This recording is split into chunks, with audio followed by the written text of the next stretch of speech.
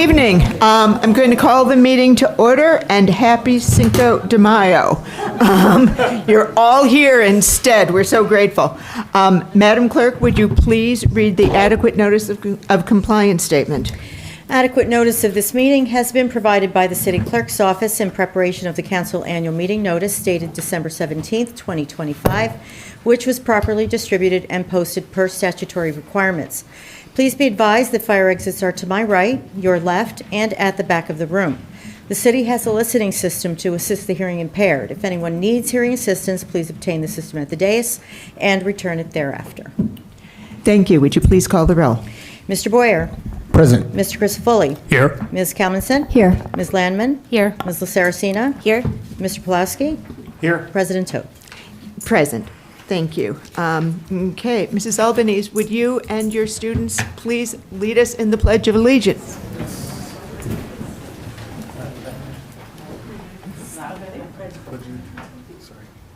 I pledge allegiance to the flag of the United States of America and to the republic for which it stands, one nation, under God, indivisible, with liberty and justice for all.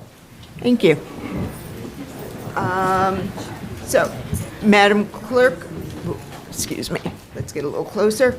Madam Clerk, would you please read the notices regarding closed session and hearings and comments? A closed session meeting is authorized by state statute, was announced and held prior to the start of this meeting, and the known items for discussion were listed on the published closed session agenda. Please be advised that council meetings are broadcast live on Comcast channels 34 and 36 and Verizon channel 30, and rebroadcast on Thursdays and Saturdays on HTTV on Comcast 36 and Verizon 33. When invited to speak, please come to the lectern, clearly state your name and address, spell your last name, and speak into the podium microphone so that your comments can be understood by all and properly recorded. Whenever an audience or council member reads from a prepared statement, please give or email a copy to the City Clerk's office at cityclerk@cityofsummit.org. To help facilitate an orderly meeting and to permit all to be heard, please limit your comments to no more than 3 minutes in length. Unless you are using an electronic device to follow the meeting agenda or need it for professional emergency contact purposes, please turn it off. Thank you. Thank you. I'm going to expand a bit on the City Clerk's note about hearings and comments. This will facilitate a smoother process, particularly for those watching remotely. If you are seated in the first 2 rows, please remain silent. Anything you say will be picked up by the recording microphones, and it makes it difficult to hear the official proceedings. The 3-minute limit on public comment corresponds to a little less than a single printed page. And if you're leaving your written remarks, please be sure your name is on them and place them in the box near the lectern when you're done. And with that, let's move on to the city's business. Beginning with the minutes for approval. Do I hear a motion to approve the minutes of the regular and closed session of April 21st, 2026? So moved. Second. All in favor? Aye. Any opposed? Motion carries. On to reports. Madam Mayor. Thank you. Good evening, everyone. Thank you for being here tonight. Sorry you're not having a margarita instead, but so we had a busy weekend here in Summit last past weekend, starting with our Mental Health Awareness Month kickoff event on the Village Green on Friday night. It was a wonderful event of connection and support, and was part of the Paint the Town Green campaign that we're participating in with 14 neighboring towns to raise awareness and end the stigma surrounding mental health. The green ribbons and signs that you see around town serve as a reminder that anyone who may be struggling with their mental health should reach out for support to a friend, a family member, or maybe even a professional. And asking for help is a sign of strength, and you are not alone. Please visit our website at cityofsummit.org/mental health for more information and resources. And thank you to Annette Dwyer and David Guida for spearheading our event on Friday on the Green. We also had our annual AAPI celebration, and I got to wear some holy colors home, which was very exciting. And the PAL Fishing Derby this weekend, which are always wonderful events. I really did have a great time, and I loved seeing so many residents out enjoying these events together. I invite you to join us next weekend at the PAL Pet Show on Saturday, May 9th on the Village Green. It's free admission for all pets, not just dogs, And registration starts at 1 and judging begins at 1:30. I hope to see you there. Speaking of dogs, our temporary dog park pop-ups are back. The first location is open now in the Village Green across from the post office, and it will move to Memorial Field next. These pop-up dog parks are part of the city's effort to gather resident input on potential new locations for a future permanent dog park.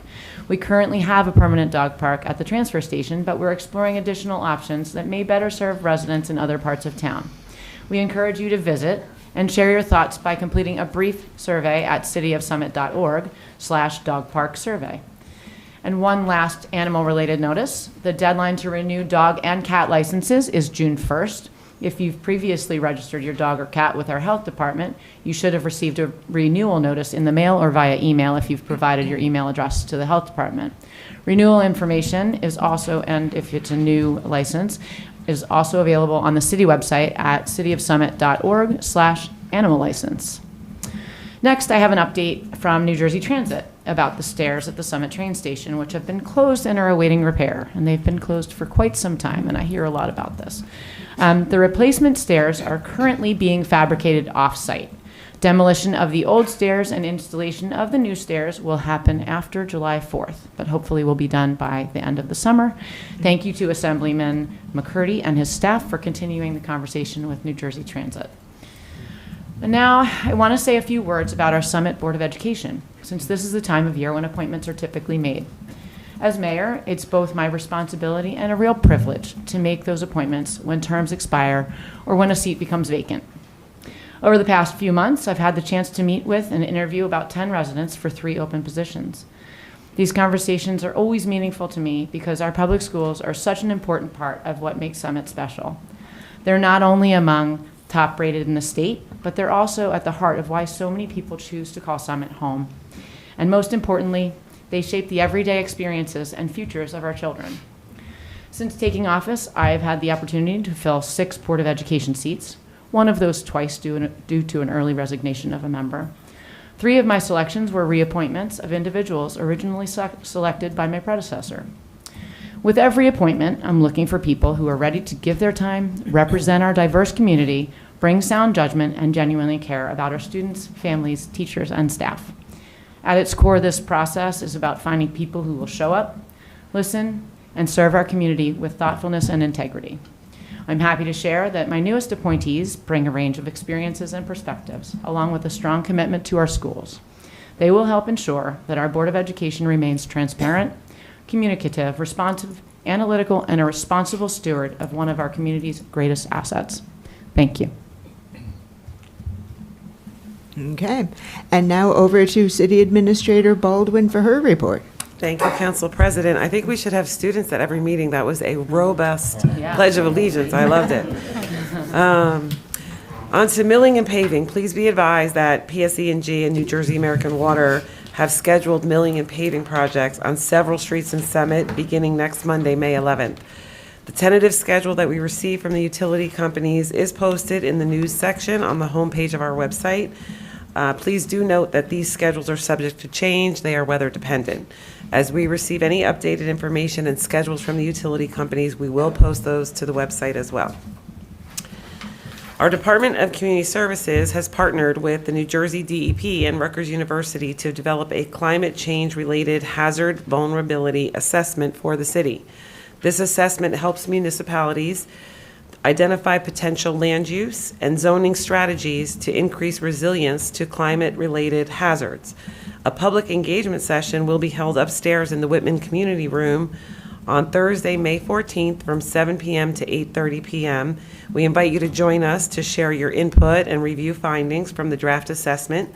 There's also an online questionnaire that you can fill out if you're unable to attend the session. And more information about this is also available on the city's website. May 12th, the city's clerk's office will be open until 9 p.m. for voter registration. That is the last day to register to vote for the June primary. May 26th is also the start of early voting and the last day to apply by mail for a mail-in ballot for the primary in person at the city clerk's office for the primary in June 1. Lastly, the May events for the Summit Free Market will be held on Saturday, May 9th from 8 a.m. to 3 p.m. and Friday, May 22nd from 12 p.m. to 2 p.m. at the transfer station. Summit residents with a parking disposal permit can attend, browse donated items, and take what they want for free. Please review the donation guidelines on our website at cityofsummit.org/free market before you bring any items to donate. And that concludes my report.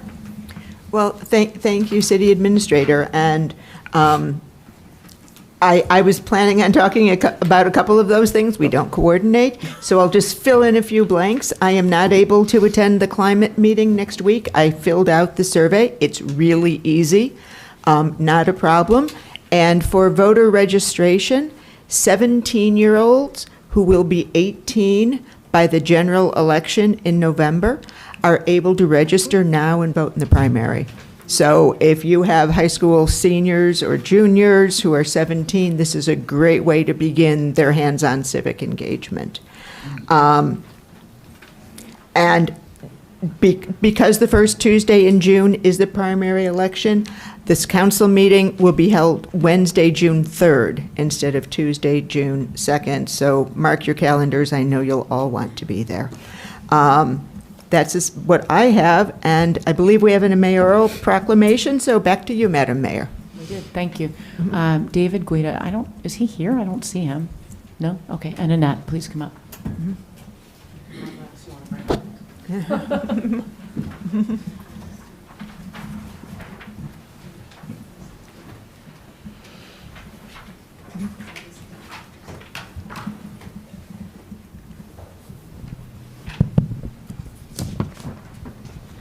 Somebody else you want to bring her? She's going to take pictures. All right. So whereas mental health is essential to everyone's overall health and well-being, and whereas everyone experiences difficult times of stress and anxiety and should feel comfortable seeking help and support to assist with managing those times, and whereas early identification and early intervention are effective ways of improving mental and overall wellness, and whereas mental wellness leads to higher productivity, better education experiences, and improved quality of life, and whereas a greater understanding of the science and research of stress and adverse childhood experiences is essential to preventing the overrepresentation of mental illness within the criminal justice system, and whereas the City of Summit supports reducing the stigma and discrimination associated with mental health diagnosis by instilling hope and providing access to healthcare and social services to assist individuals to live a healthy, dignified life, and whereas each business, school, government, healthcare provider, organization, and citizen has a responsibility to support mental wellness, and whereas we proudly support the ongoing work of the New Jersey Crosstown Mental Health Coalition, whose collaboration across our communities reflects the power of partnership in promoting mental health awareness, education, and advocacy. And whereas through shared initiatives such as the Paint the Town Green campaign, we visibly demonstrate our collective commitment to reducing stigma and supporting those impacted by mental health challenges. And whereas alongside many other cities and towns, the City of Summit is committed to creating a safe and nurturing community with accessible health services and education to promote well-being for all people. Now, therefore, I, Elizabeth Fagan, Mayor of the City of Summit, do hereby proclaim May as Mental Health Awareness Month in the City of Summit, and hereby encourage all citizens, government agencies, public and private institutions, businesses, and schools to support their local communities' efforts to increase awareness and understanding of mental health and the steps to take to protect their mental health and well-being. In witness whereof, I have hereunto set my hand and caused the seal of the City of Summit to be affixed this 5th day of May in the year 2026. And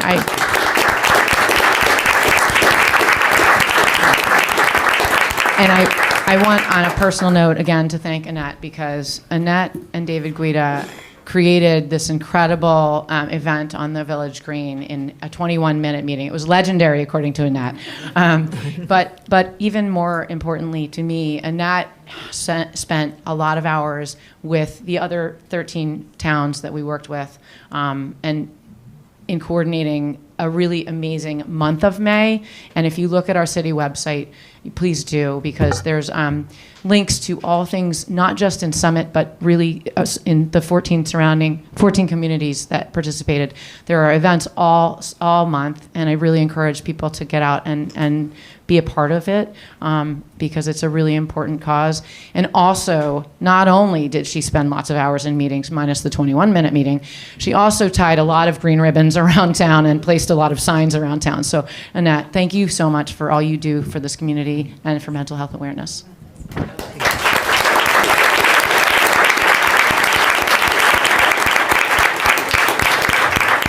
Thank you so much, Mayor Fagan, for your leadership on this topic that transcends people, politics, communities, and so forth. Without that leadership, Summit would not have been able to host the 14 towns, so I would like to give back thanks to you for the ability to do that, and to David Guida Jr., who was the architect of that 21-minute meeting. And for our businesses, Kristen from Cannonball and Company is here. There are other businesses who are participating, and from Megan Trindell in the press office, who really played a big role in getting the awareness message out. So without further ado, I'll just say thank you, and looking forward to participating again. Thank you.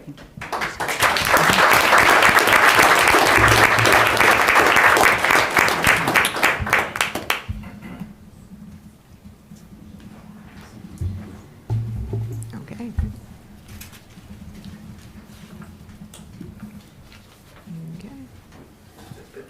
Now for the best part of any council meeting, Councilmember Pulowski, would you introduce the historical minute? I will. So a couple of months ago, we did the Read Across America campaign throughout the schools, and all the council members and the mayor were invited to different schools. I had the pleasure of going to Franklin School, and I was supposed to read to their 5th grade class, but we never got to that. They just wanted to talk about local government.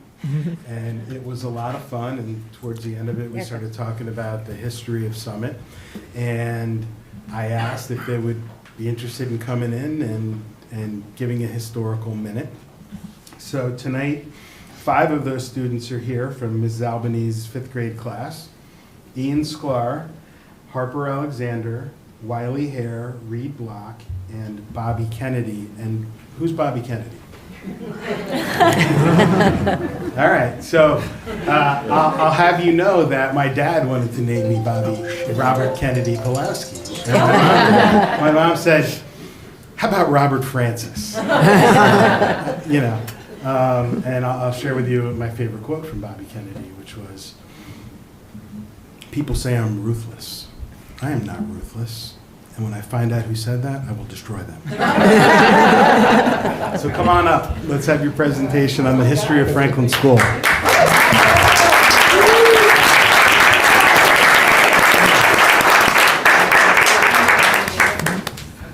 they use that mic? Yeah. Can they use like the steering wheel here? I can make it work. Okay. I'm like the inherited. They're super techie. Oh, really? They will go all Hello? the way. Who's going first? I think best to just. Okay. So do you know how to just scroll down and press the down button? Do you want to do that? Okay. Cool. Yeah. Who's going to be in control? Oh, between the effects. No, you're not the effects. Don't do my job. Don't do my job. This is not, no, Just the down button. just don't do it. No, special effects. I'll take care of it. Okay. Go right up on the side. Or do you need to read from this? It's also on the TVs. Oh, yeah. Okay. Celebrating 100 Years of Franklin Falcons by me, Ian Sklar. Bobby Kennedy, Harper Alexander, Reed Block, Wiley Hare. Okay. In 1927, Franklin Elementary School was built. Since then, it has grown from a little school into a great learning facility. In honor of the 100th year anniversary of Franklin, we have come to this meeting today to give some facts about Franklin history. We hope you enjoy the presentation.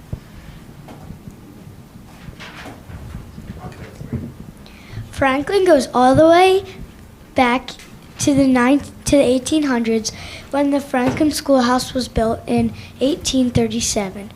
90 years before the present, Franklin Elementary School opened.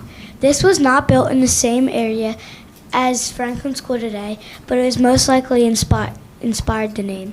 The current location today is on Blackburn Farm. Is on Blackburn Road, where Blackburn Farm once stood.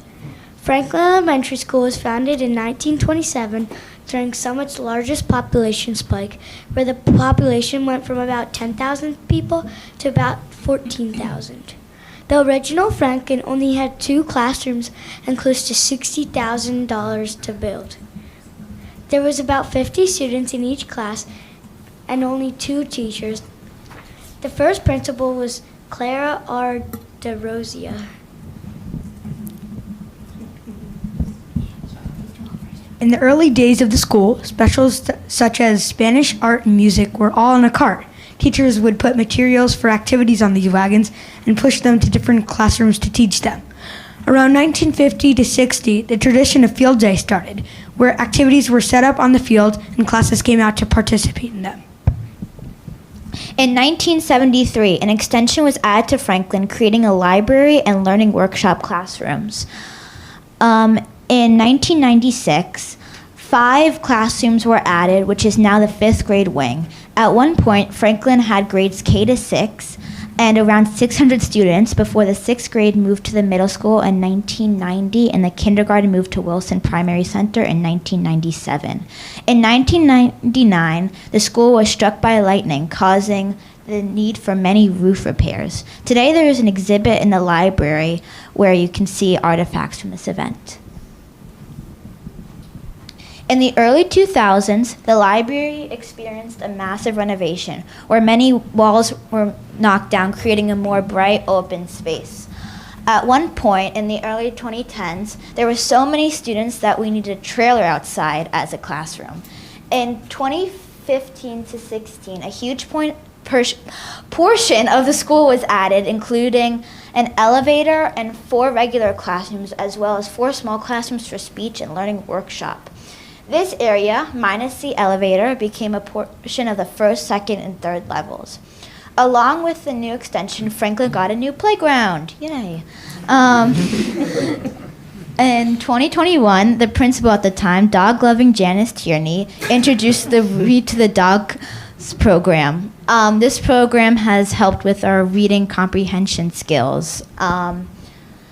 Shortly after, we upgraded our outdoor space yet again, and we got new benches, new awning, and a Gaga pit. In 2023, the SCF gave Franklin a grant to turn in an unused computer room into an immersive STEAM lab. Last year, in 2025, the gym was repainted with brand new wall-to-wall mats. In the present, Franklin holds 364 students and close to 70 staff members. The grades go from 1st to 5th grade. Now, in addition to paper and pencil, we each have our own computers called Chromebooks, and in almost every classroom, there is a smartboard instead of traditional blackboards. It is a thriving learning community where students take in information and socialize.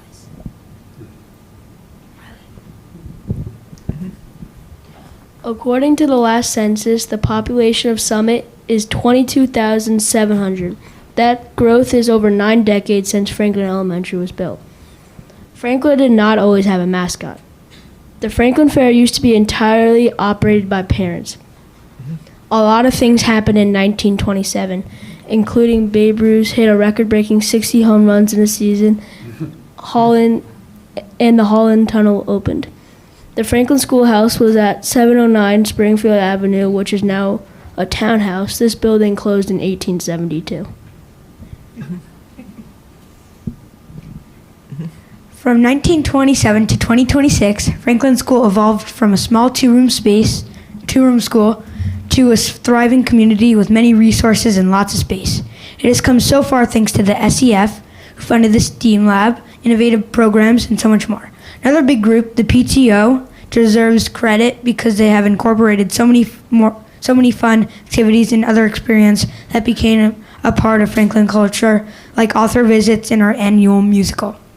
We'd also like to express gratitude toward Mrs. Mills, our librarian, because we would have not been able to make the slideshow without her, and to our teacher, Miss Albanese, who went out of her way to ensure that this was successful. We hope that this has been enriching and that you have enjoyed the presentation. Thank you.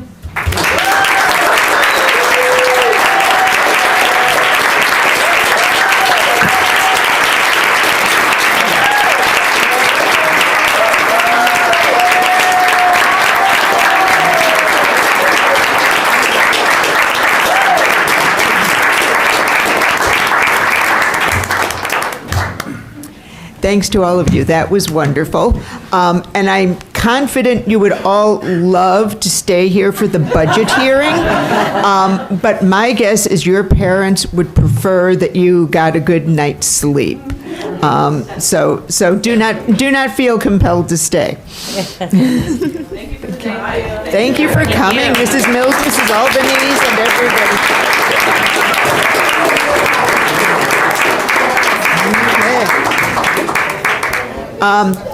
Before we move to the hearing, we'll let these folks leave. Yes. Okay. And then folks who are standing can come forward. We now have more seating available.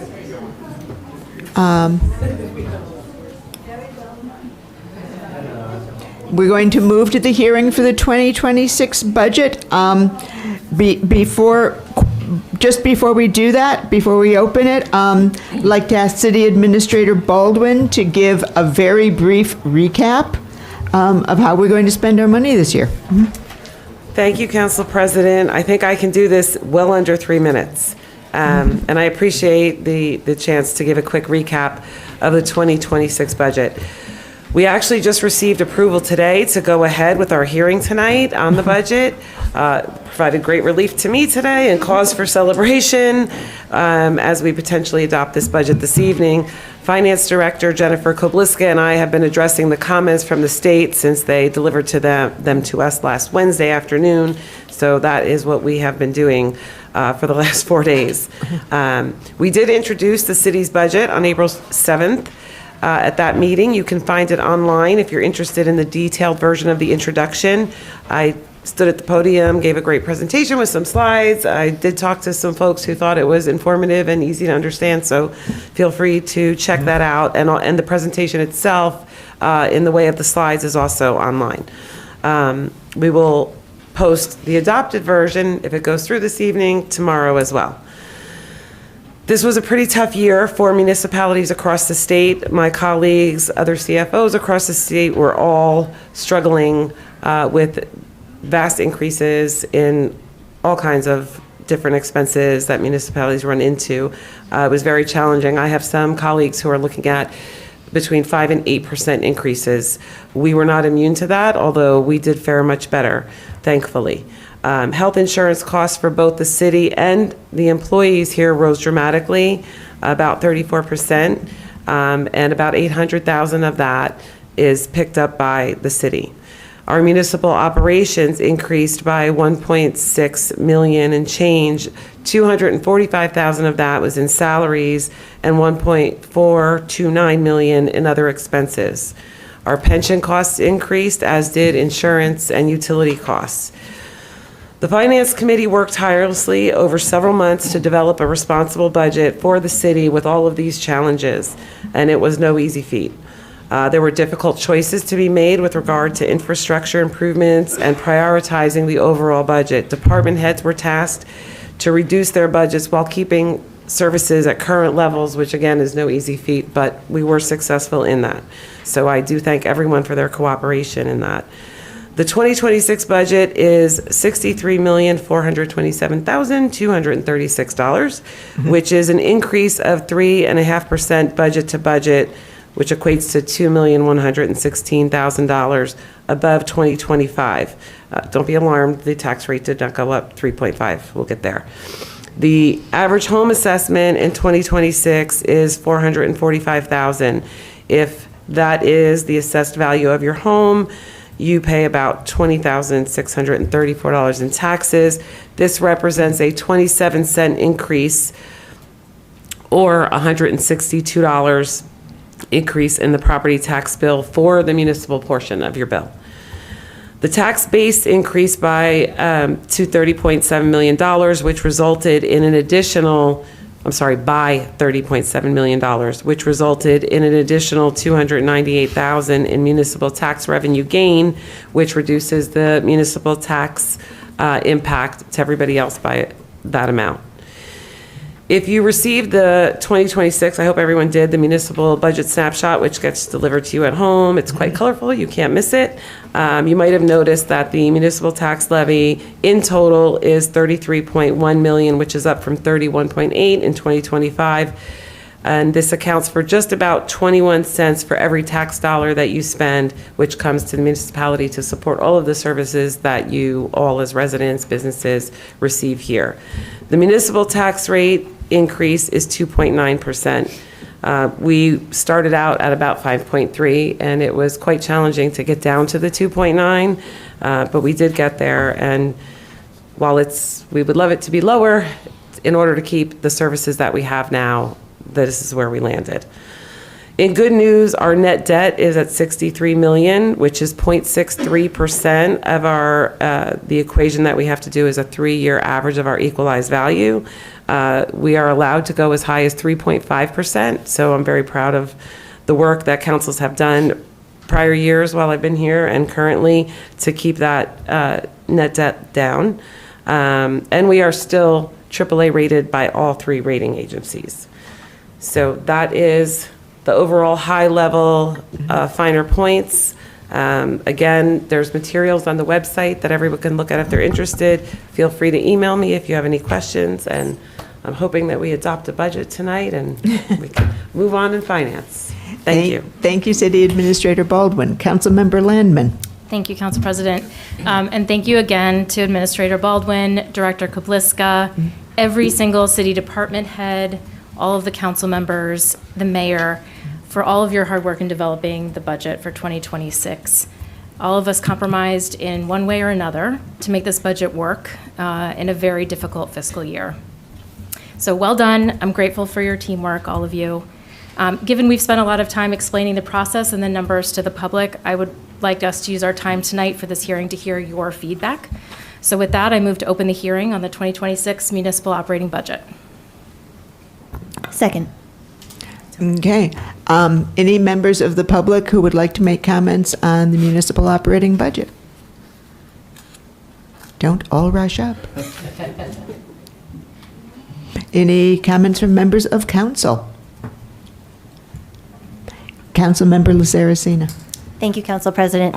I would just like to again echo gratitude in particular for our City Administrator, Ms. Baldwin, our Director of Finance, Jen Kabliska, and the partnership of all of our department heads, several of whom are here tonight.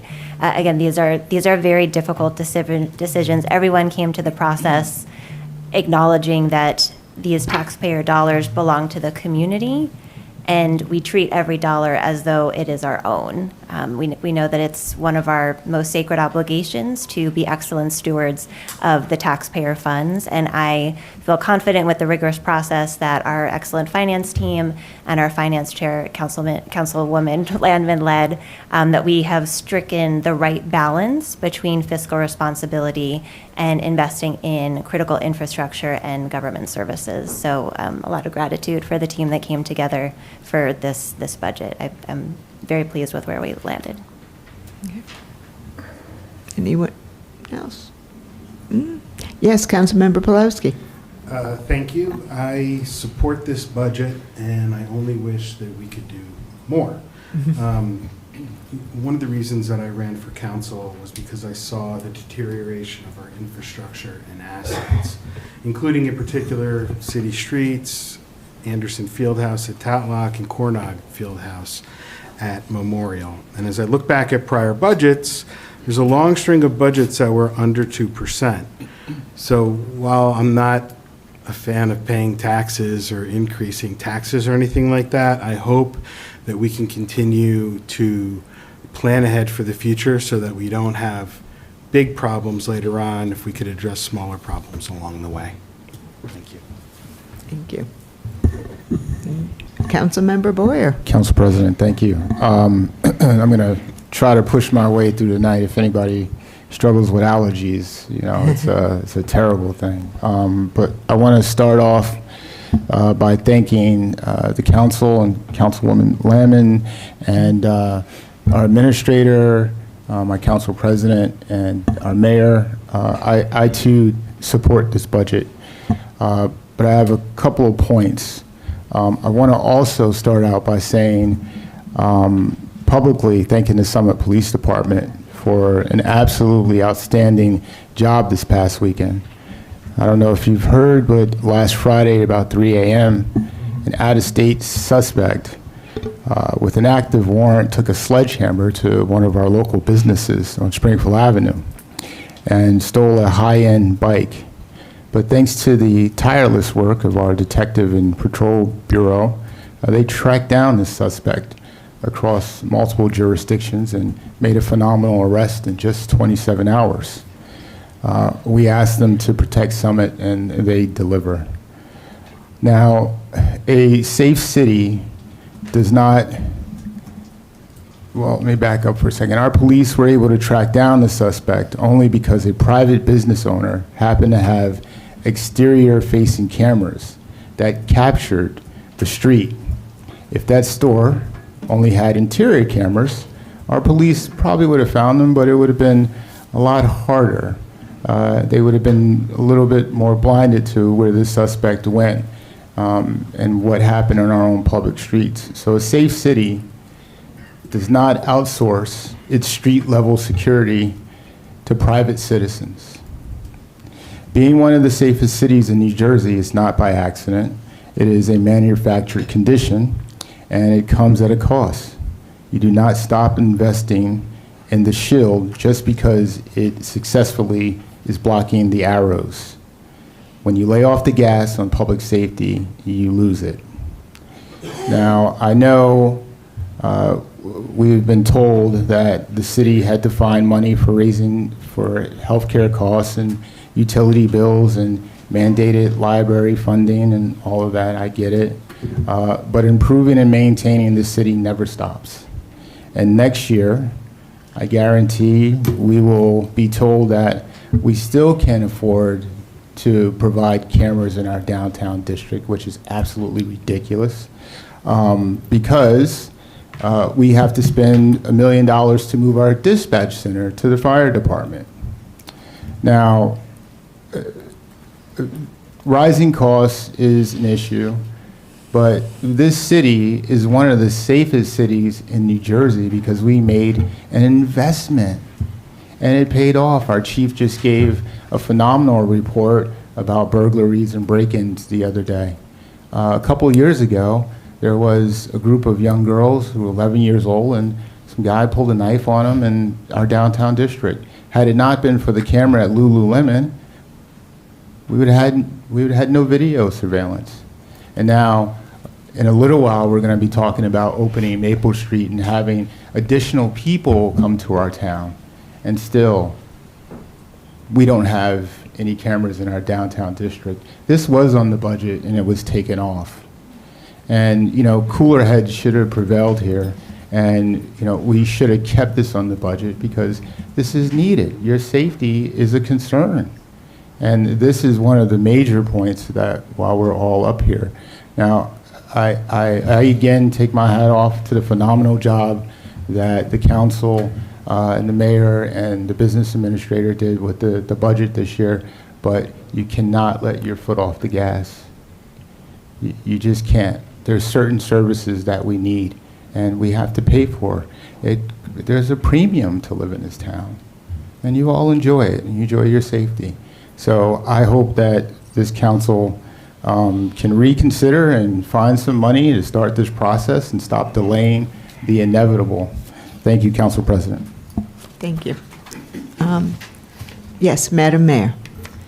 I'll be brief. I just want to shout out, I know that people have already said it, but I think it's worth repeating. Our CFO/city administrator and our director of finance, Tammy Baldwin and Jen Kabliska, worked tirelessly. And when I tell you tirelessly, it was every day, no weekends, no holidays off, every day for hours and hours and hours until it was right, until it was done. So I just really think that everybody should appreciate the people that we have working for us and trying to get it right. So thank you. I can only echo that. Okay, Councilmember Kalmanson. Thank you, Council President. I wanted to thank City Administrator Baldwin and Director Kubliska and our council members, Laceracina and Lamb, for all of their hard work. As you know, we started out with a very challenging budget year, and then when the firehouse didn't close on time, it became even more challenging. And the cuts were already painful, and they had to make further painful cuts. So I really applaud them for that. It's like we have to strike things from the budget every year, and it's not pleasant. And there's always several things that we would like to include.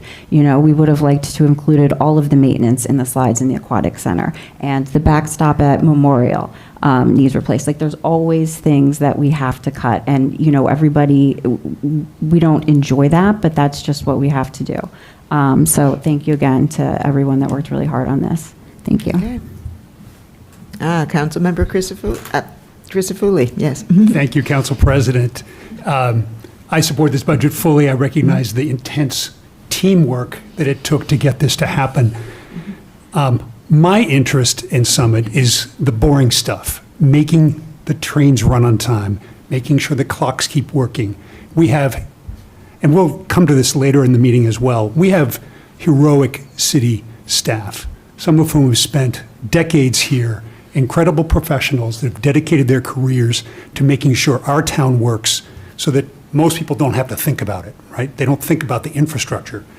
But over time, I believe we need to invest in the systems that make us work better, smarter, and over time, perhaps more cost effectively. But I want to make room in next year's budget for the systems, the computing, updating some of the software, and taking a look at how the city's working under the hood. And so I want to see room in next year's budget for that when we have more time to plan ahead for those kind of expenditures. And hopefully less health care cost expenses to worry about too. Okay, thank you. Okay, would you like to call the roll, please, Madam Clerk? Are we closing? We're closing the hearing first. Closing And then the we're hearing? going to do resolutions later. Yeah. Oh, thank you. I am back, getting this backwards.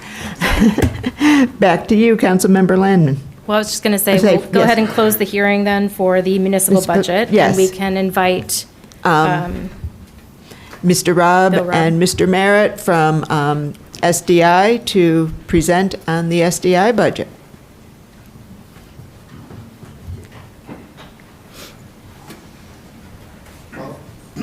We're not going to do as well as the Franklin School kids. We have no PowerPoint, and we're definitely not as cute. Hi, everyone. For those that don't know me, I'm Bill Robb, Chairman of the Board of Summit Downtown, Inc. This is Ray Merritt, our treasurer. I finally got somebody to take the treasurer's job, which I used to hold. Summit Downtown, Inc., for those of you that aren't super familiar, is a Specialty Improvement District, SID, in accordance with NJSA 40:56-65 to 89, allowing for the designation of a pedestrian mall or special improvement district, and for the collection of assessments from properties within the SID that are then turned over to SDI for operations. You guys may know us from some of our exciting events. Farmers Market brings 3,000 to 4,000 people to town each week on Sunday from April through November. We are having 2 World Cup watch parties this summer. Summit Welcomes the World. Mark your calendars, June 11th and July 19th. Family Fun Night, where I didn't write down the date. Street Sounds, which is almost a weekly event. Some of the performers around town that you get to enjoy and listen to. Arts and Cars in partnership with Piotr's Auto Body and Spa in the fall. And 2 horse and carriages during the holiday season, as well as other interesting things which drive traffic to downtown, like a gift card program. We sold over $30,000 of gift cards for use only in Summit last year. And I probably have missed something, but we've got a wonderful staff, 2 full-time staff, our executive director, Nancy Adams, our assistant director, Wyndham Rothblatt, Robin Coburn, who does marketing part-time, and then Maren Mixon, who basically helps run the farmers market. I'm not sure if everybody has had a chance to look at our budget. We have a balanced budget, income of $518,957, equal expenses. The majority of the revenue is farmers market and the previously mentioned assessments. Expenses include putting on the wonderful events and also our tireless staff who accomplishes a lot on very few heads. So we are here to field questions about SDI, introduce ourselves, and I think I've said enough. Do you want to add anything? I concur. Perfect. Okay. Councilmember Landman. Thank you, Bill Robb and Ray Merritt from the Summit Downtown Inc. for your budget highlights. I've had the pleasure of sitting on the SDI board as a council liaison, and therefore have had time to review the budget in detail. You have my support. With that, I move to open the hearing on the 2026 Special Improvement District budget. Thank you. Okay, thank you. Do we have? Second? Oh, we do, yes. Second. Oh, okay, thank you. Sorry. I'm so anxious to hear any public comment on the Summit Downtown Inc. budget. No? They all concur. Are there any comments from members of council? Council President. Yes, Councilmember Boyer. I would like to thank these two gentlemen here. And by the way, problem solved. SDI's got $500 million for the cameras, so we can all no, but thank you. And thank you for your commitment to Summit. Appreciate it. Anybody else?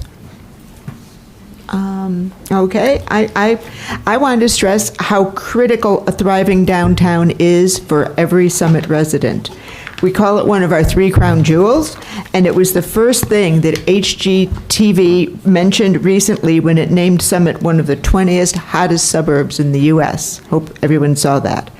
A vibrant downtown supports our home values, the most important asset many of us have. And in recent years, our downtown has encouraged many significant business movement into or near downtown, from Boston Consulting Group to J.P. Morgan and PPAC Private to Boll and Branch just outside downtown. So I'm very grateful to SDI for its hard work enhancing our downtown and benefiting all of us. Any other Okay, should we now close this hearing? Thank you, gentlemen. Can move on to resolutions.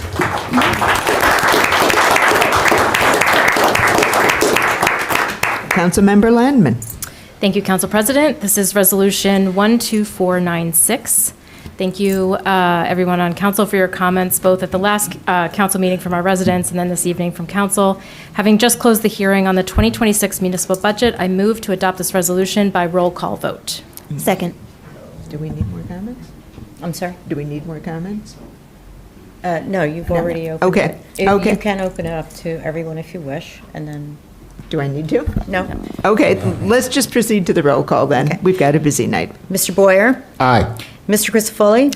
Aye. Ms. Kalmanson? Aye. Ms. Landman? Aye. Ms. Saracena? Aye. Mr. Pulowski? Aye. President Toth? Aye. Back to you, Councilmember Landman.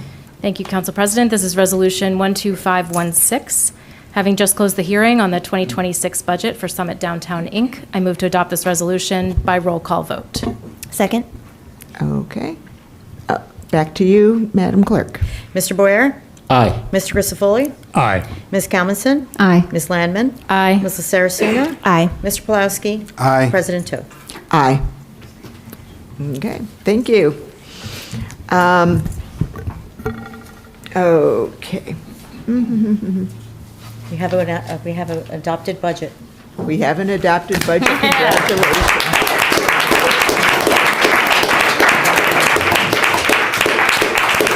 Okay, we're going to move on to ordinances for hearing. Madam Clerk, would you please read ordinance for hearing number 26-3380.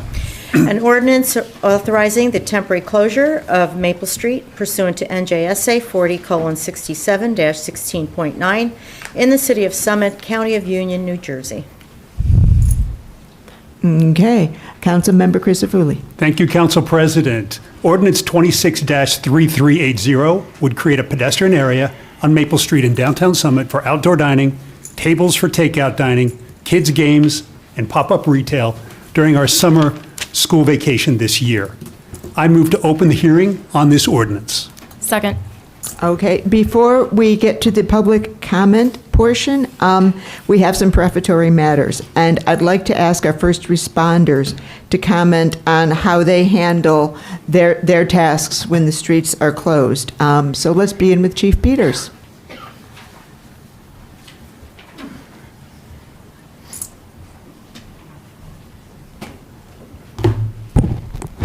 Good evening, Council President. Good evening, Council, through you. So there's been discussions, obviously, amongst all of us, both at the Safety Committee level and various other committees as well, regarding our concerns as public safety officials with the forthcoming Maple Street closure, if approved. Obviously, this is a multi-layered issue, especially for public safety.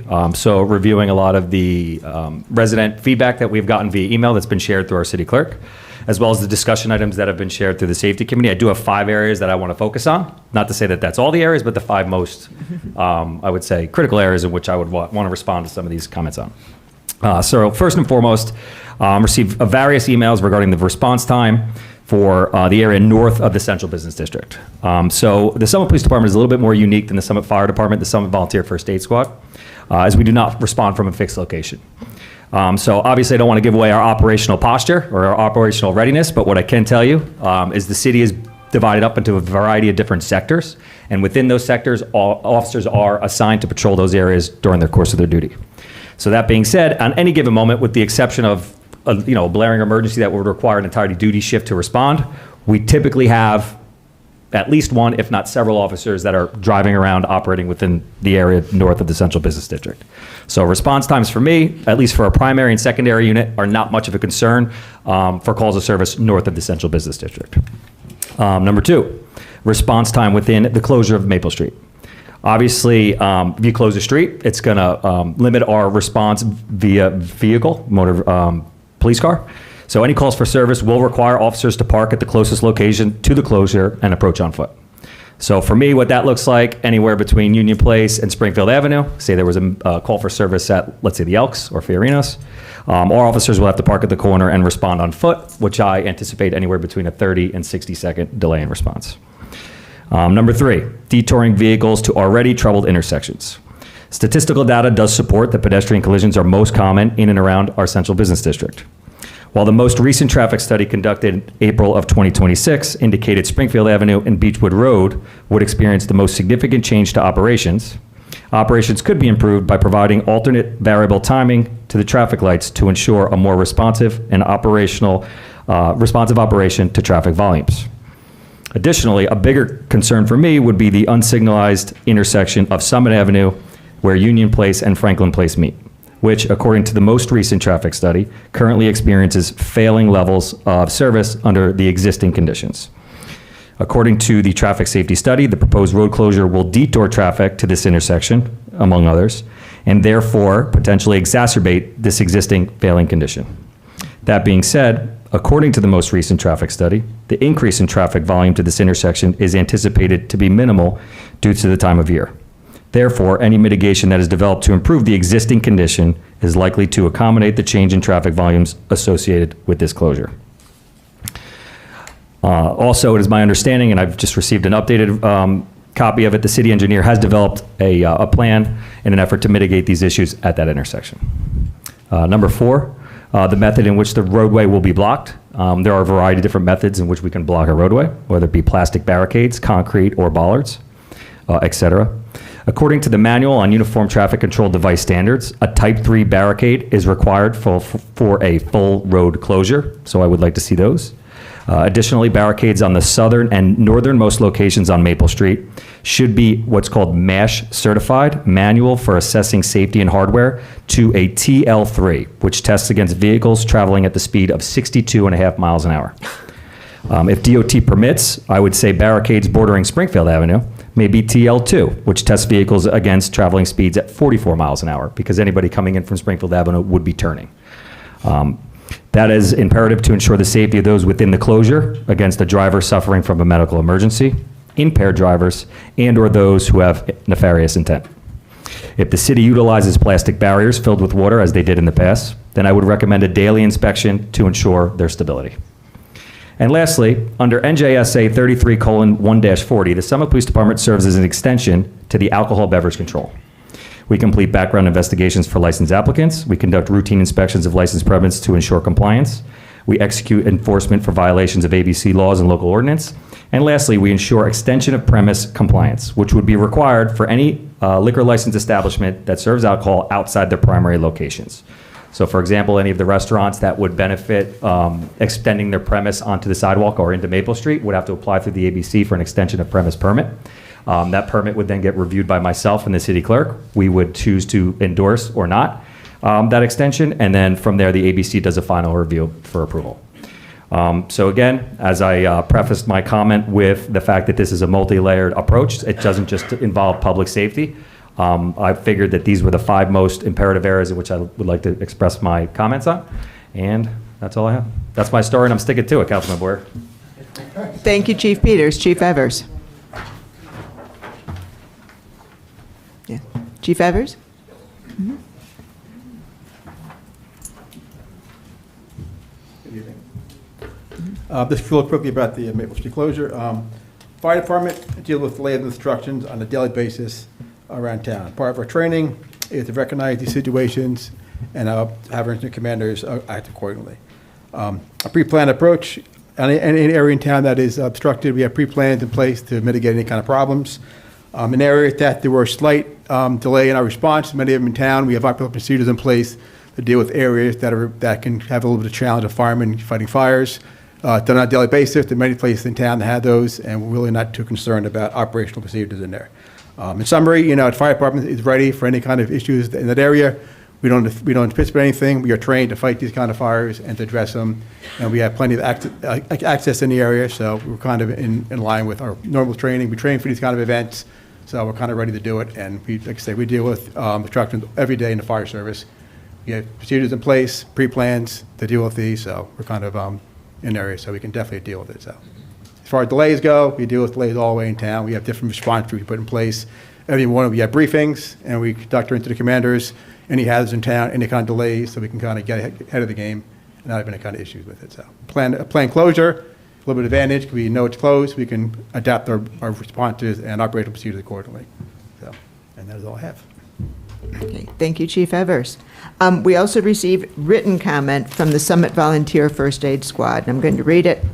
As you're aware, Summit EMS is a nonprofit, all-volunteer organization that provides pre-hospital emergency care and ambulance transport to sick and injured community members and visitors to the city of Summit. Our organization has been in continuous operation since 1962, and essential to our mission is a commitment that the organization remain politically neutral. We've been asked by members of council to provide comments on the proposed closure of Maple Street. Our organization does not conduct traffic or emergency response studies, and we have not been asked to participate in any such study that would allow us to offer an apolitical opinion on the subject. Therefore, the sole official position of Summit EMS is as follows. Summit EMS has and will continue to respond to any and all dispatched calls for medical service based on 1, road conditions that exist, and 2, the best possible access available at the time of an emergency to provide patient care. Next, I'd like to ask our city solicitor, Marina Brown, to describe the state law on street closures upon which the draft ordinance relies. Yes. Thank you, Council President. The state law is NJSA 40:67-16.9, which requires the city council to adopt an ordinance that would authorize the street closure by the mayor or other chief executive officer. In the city of Summit, the mayor is the chief executive officer.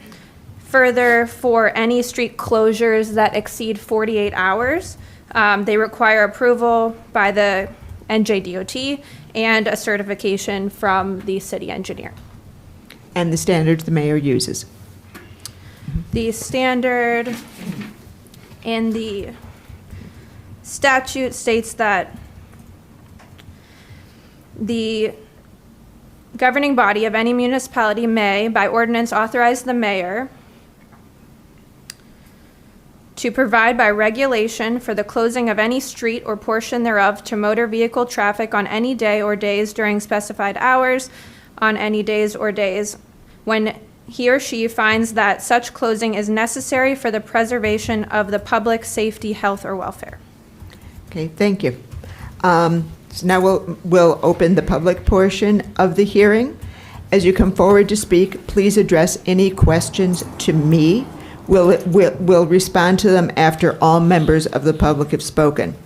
Also, please adhere to the 3-minute limit on public comments, and be sure that if you leave any written comment in the box, that you have your name written on it. So let's begin. Council President, is the city engineers not coming to this hearing? The city engineer is not here this evening. That's correct. Council President? Don't you think that that is a problem, that the council cannot ask the city engineer technical questions about how this whole thing is going to be set up tonight? Like, why isn't the city engineer here tonight? Is there a reason? Can we ask the business administrator? I mean, this is a really important ordinance. Why is Aaron not here? Through you, Council President. Go right ahead. There is a resolution that is coming forth on the latter part of the agenda that I think explains a bit, and Aaron has requested this evening not to be in attendance, and so he is not here this evening. And that the city engineer has provided documentation previously. It's part of the packet, laying out what it would look like, and that's been available on the website. Understood that. I know what the resolution is, but he's still a paid employee. The city is paying him as an engineer to be here, and this is an important.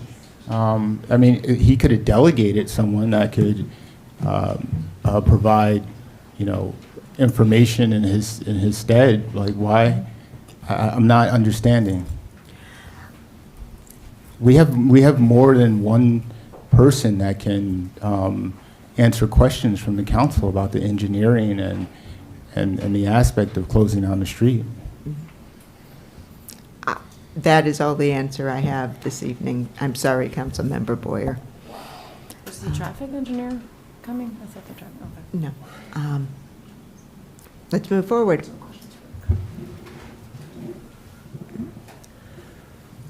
Thank you, Council President. My name is Stacy Allen. I live at Plymouth Road.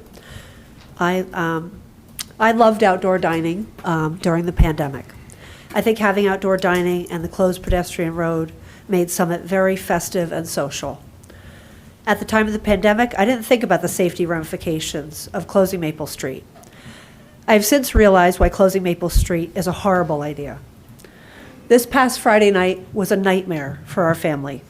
My 17-year-old daughter, who's here tonight, was eating at Ani Ramen with her friends while I was attending an event at Twin Maples. I rushed to the area, and I had to drive around the block twice near Ani Ramen, including Maple Street, in order to get to her. Once I did, she took an EpiPen, and then we rushed to the hospital. We got to Overlook in probably 6 minutes. It's just a guess. I did not time it. I couldn't even think straight. It seemed like much longer than 6 minutes. I don't want to think about what could have happened if we were located any further from the hospital, or if I couldn't have driven on Maple Street to circle around the block to find her. Maple Street being closed would have obviously increased traffic congestion as well as we were trying to get to the hospital. This was a life or death allergic reaction, and it was the worst one we have experienced. My daughter needed 3 EpiPens, oxygen, and breathing medication in order to save her life. Looking back today, as we discussed it, she tells me she really thought she was about to die in Overlook Hospital. Anyone listening to me might suggest that we should have called an ambulance in this situation. But we have done that in the past, and it takes much longer to get help than it does for us to drive directly to the hospital ourselves. Nothing is wrong. We love our EMS, but it does take a long time for them to get to us, and sometimes the police come or the fire comes before the EMS comes, because we have done it a lot. We feel so lucky that we have picked Summit as our home, because with 3 kids that all have food allergies and asthma, we have rushed to Overlook no fewer than 20 times for anaphylactic food reactions and asthma attacks. For any emergency in town, a heart attack, a stroke, or even a fire, Maple Street being closed will obviously increase congestion around town and cut off a main artery for EMS, police, and firefighters, or for people like myself just trying to drive through town. Please halt any plans to close Maple Street. It is frivolous and dangerous and should not be approved. The benefits of closing the street do not outweigh the risks. I beg you council members, all of you, to realize that safety is your biggest responsibility to the citizens of Summit. If Maple Street was closed this past Friday night, it's possible that our family and the town of Summit would have lost a very special girl. Thank you. Thank you.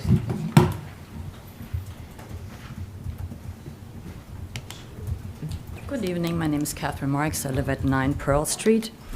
I want to talk about the closure, the proposed closure of... Right into the microphone, please. Okay, closer. Wanted to address the closure of Maple Street, but before I do that, I just wanted to very briefly respond to Councilmember Boyer's comment in regards to more people coming here during the street closure and how that could... how it brings more people into town and would be more of a risk to our community, right? You brought the cameras. You brought the cameras up when you spoke earlier during the budget meetings, the budget comments. And the last thing that I want in town is a camera at every corner. I feel like, well, first of all, this is the safest town probably that I've ever lived in. I've moved around quite a bit. It's a very, very safe town thanks to the police department. We already have a lot of cameras in town. I've seen it and had an opportunity to visit. There are lots of cameras in the downtown area. And I find I already live in a life 1984. I do not need cameras at every corner. That doesn't make me feel any safer. That makes me feel watched, right? So I just wanted to briefly address this. I would not be in favor of cameras at every corner of town. Now the closure of Maple Street. Well, it's extremely unfortunate what happened to your family, to your daughter. Sorry, just wanted to address the lady who spoke before me. I think it's an anecdotal incident, right? It's unfortunate. Other towns have streets closed. I think we need to rely on the police chief, the fire chief, maybe the city engineer, other experts who can really judge on whether there is an increased risk for our community or not. What a closure of Maple Street will bring is the community together, right? People gather, people come out. During the summer month, the streets of Summit it's a little bit of a ghost town, I find, right? When the kids are out of school, people travel, people spend time at the shore, wherever. There's not all that much going on in town for those to stay here. So I find that it brings the community together. In addition with the dog park that I love the idea. I also understand it's inconvenient for maybe the people who live on that street, right? We also expect people around Tadlock to be inconvenienced, right? During game time when the lights are on, right? And I think in both the situations, the closure of Maple Street as well as Tadlock, It's for the greater benefit of our community, right? In both cases. I support the closure of Maple Street. I support the lights at Tatlow. So I just wanted to make this clear. I also think You're going to have that- to finish up. Oh, okay. Can I just, one last sentence? It's not just a benefit for the businesses that are local to Maple Street, but all the surrounding businesses will also benefit from a closure and just bring more foot traffic to downtown. Thank you.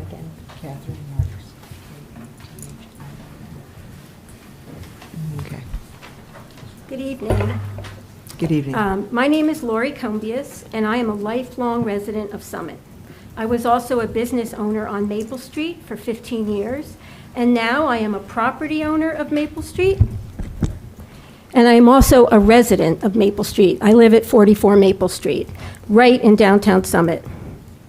It's very unfortunate that no one asked my husband or myself about the closing of Maple Street for outdoor dining this time. I can understand why Maple Street was closed during COVID. It made perfect sense. However, it makes no sense now. We believe that it only benefits the 4 most expensive restaurants in Summit. Put yourself in my position. I am an eyewitness. I am the camera on Maple Street. I look out my window and I see what's going on, especially when the restaurants are closed late at night. There are people that come and sit at the tables. They bring alcohol. They leave garbage. I have found cigarette butts and half-empty cans of beer on my stoop. It is not safe. It is very dangerous. No one cleans up the mess. And it looks like a mess with the plastic tables and the plastic chairs and the orange barricades and the orange cones. And on hot days and rainy days, the tables are empty.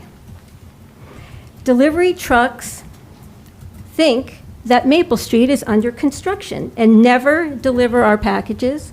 Uber drivers and big delivery trucks get confused. We believe that the closing of Maple Street is dangerous. It's a liability. And if there were any kind of emergency, like this lovely woman just told us, it would be very difficult, I believe, for EMS or the fire department to reach the person in need. I have actually seen the ambulance on our street on several occasions. I totally get it that you are trying to promote goodwill in our town and to bring other people from other towns, but there are many other options that you could consider that would benefit all of the restaurants and all of the shops in downtown Summit. I would encourage all of you to please consider the business and property owners on the street and take into consideration that this is only benefiting 3 out of the 6 shops who want it and 4 restaurants on Maple Street, and not the rest of the stores and the rest of the towns and the rest of the stores and the rest of the restaurants in Summit. It's just not fair. Unfortunately, if this passes, my husband and I feel that we feel and we have decided that we will retain counsel if we have to. Thank you. And that's what I want to say. Thank you very much. Would you like to leave your statement, Ms. Combius? Do you want to leave your statement there? Oh, no. No? I don't think you can use it. It's kind of a mess. You can email it to me. You want to clean it up? I will email it to you. Yeah. Thank you. Madam President, my name's Tom Salser. I live at 6 Irving Place. I think it's a great idea. It brings people out of their houses. We get to enjoy the city. I think it gives our town a nice, cool vibe. It suggests that we are a happening place. During the summer, there's very little traffic. Most people are not in the town. I think it's a terrific idea. If you do it, I will try to get my wife and son to come dine at Summit. Thank you very much. Thank you.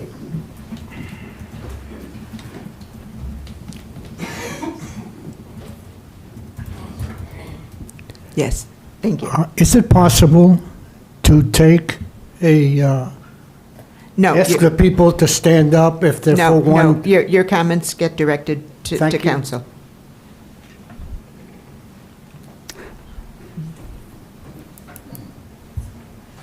Davin Chikuski, 34 Maple Street, Robot Revolution. I love Summit. My business has been in Summit for 15 years. I think we have a really good relationship.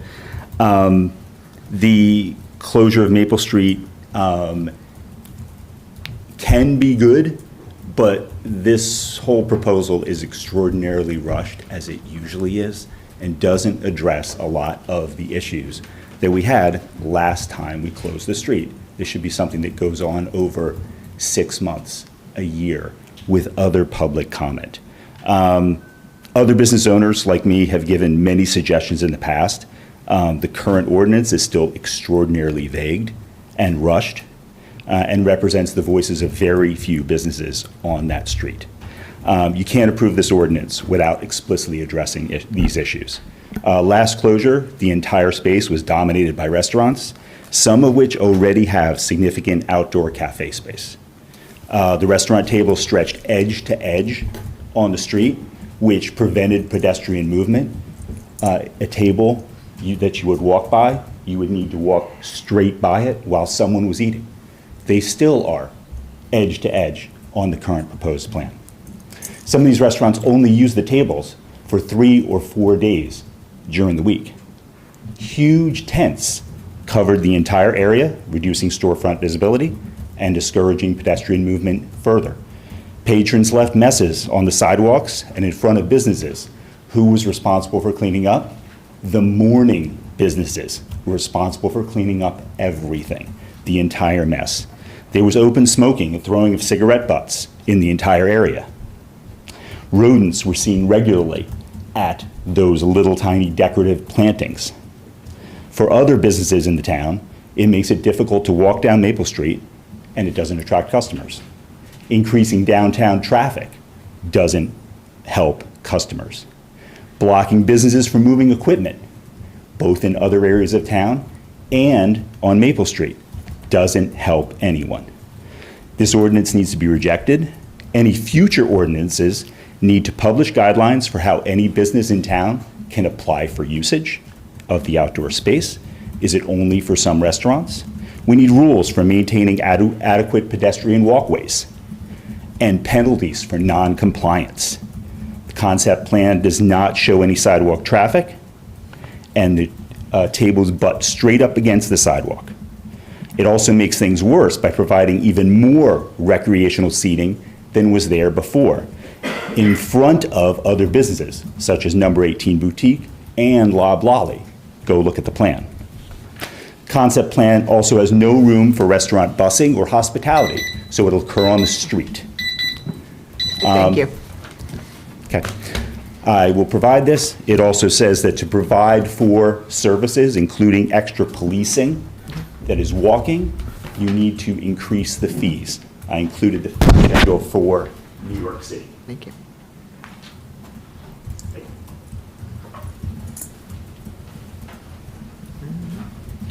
Hi, my name is Irene Loschert. I'm a resident on Lenox. I came to express my opposition to closing Maple Street, but in hearing various things, I wanted to point out that there was a lot of talk about the budget today, and I don't know if anyone heard the presentation or listened to the presentation about Franklin School and how today there are 300 students and 70 administrators. And when the school first opened, it was 50 students and 2 teachers. That sounds like a lot. I wonder where our money is going. Additionally, with regards to the budget, I imagine that Maple Street is going to cost extra money. And given that we are cutting things, where are we finding extra money for Maple Street and for the closure or for the cleanup or whatever it is? I concur with everything that the previous gentleman said. I thought that it was a major inconvenience. Additionally, I drove by many times the last time it was open, and it sat empty Monday, Tuesday, Wednesday, Sunday afternoons, kind of, when the weather was rainy, which was often. And for those reasons, I don't think that the residents should be inconvenienced. Additionally, I think that there are 4 named people in a lawsuit against the city over the lights at Tatlock. And somehow they were able to dictate that Tatlock would have to have cameras. I am against Maple Street, but if you have to have Maple Street, and if this goes through, there is no way that Maple Street should go forward if there are no lights. And I imagine that there are probably 4 residents in town who could put together a lawsuit to make that happen as well. It seems only fair if you have to have lights at Tatlock, you should have them in town in a place where you expect people to be drinking outside and after hours. So that's what I have to say. Thank you. Next. Oh, sorry, I forgot something. What I wanted to say is that I think 2 years ago, the city engineer did not approve this closure and would not approve this closure. And I'm disappointed that he's not here because I think that we need to hear what he has to say. I also think I was under the impression that he was not, that his decision of this was being farmed out to a third party or something like that. Anyway, I think the city engineer needs to be here and explain maybe why he opposed it 2 years ago but doesn't oppose it now, if that is the case. Thank you.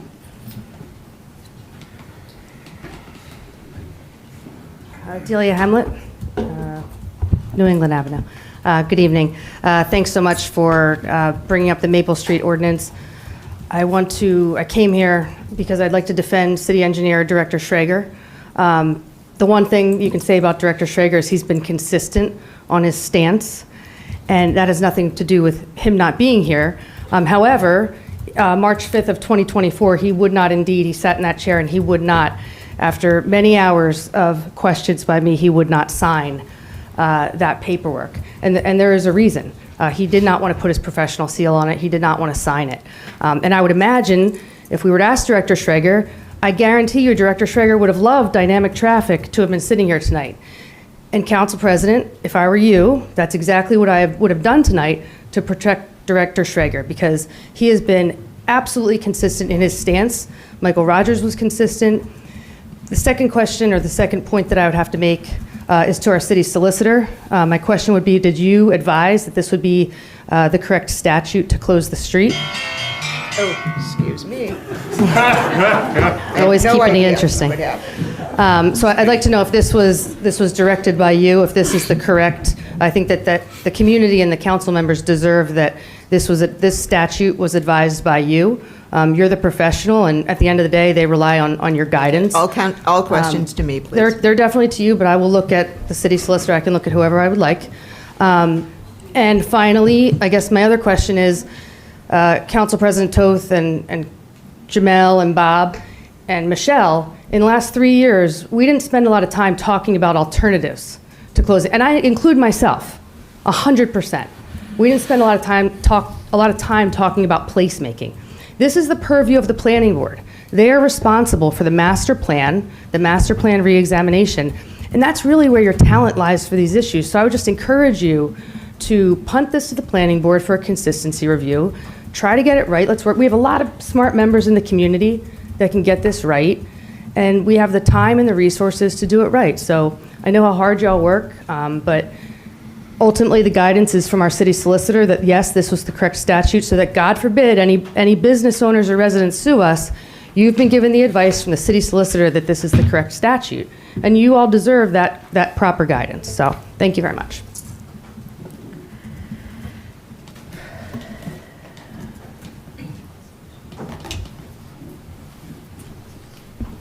Hi. Sue Roberts, 48 Oakland Place. I'd first like to start by saying happy early Mother's Day to all the moms on the dais and the chambers. I don't believe that council's ready to vote on Maple Street ordinance this evening, and I'm asking you to table the vote until a few things can be addressed. I'm very grateful that you had Chief Peters and Chief Evers address a lot of the questions that I had. I think as a follow-up to those two, I would request that whatever barriers and all the numbers and technical language that Chief Peters threw out, that you really consider those barriers. And also, my other question is, he spoke about alcohol. I'm curious to know who's monitoring alcohol use on the tables that are not associated with any restaurants. I think I'll add in the city engineer's not here, and it sounds like that seems to be a pretty crucial piece to the puzzle. So I'd ask you to table this vote until we can hear from him or he can speak to the community. I think we should survey the community. It's obviously a polarizing issue, and I think that's a fair ask at this point.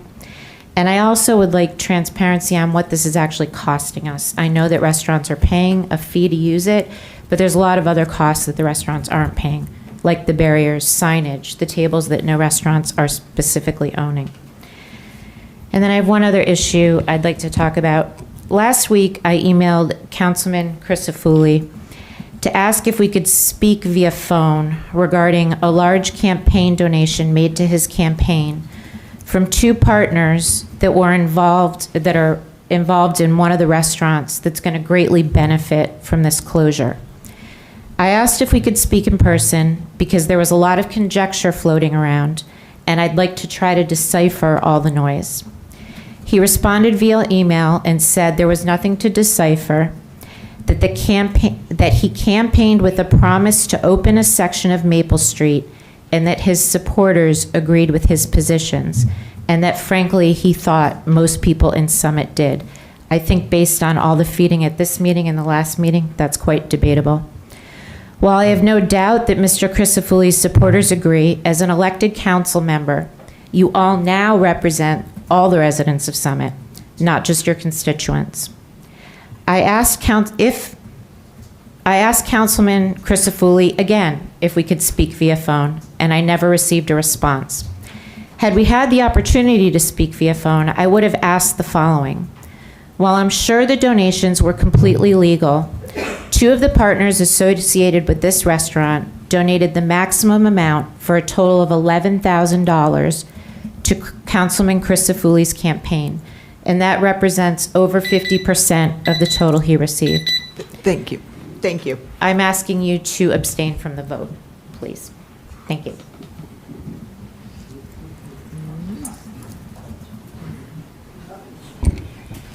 Well, my name's Dylan Baker. I am the owner of Summit House Restaurant and Barbacoa Restaurant at 10 Maple Street and 395 Springfield Avenue. I would like to address the previous comment. My business partners made that donation to Christopher's campaign. They support democratic causes. Full stop, support democratic causes. There's other members on this dais who they've donated to. They've donated in mayoral races. This is not a thing, believe me. We're not here to try and make money off of Maple Street. I live it every day. I see thousands of people, 1,000+ people a week through Summit House and Barbacoa. We've done surveys. We've handed out cards. We have a 99% community approval. If you put this on a ballot in November, you would see a sweeping majority approve this. And they would approve it for much longer than the 10 weeks that are being proposed. It's actually quite hurtful that you think that we are here to give 11 grand to try and work our asses off to try and make this community better. People in the town want it. We are on the front line of it. We hear it all the time.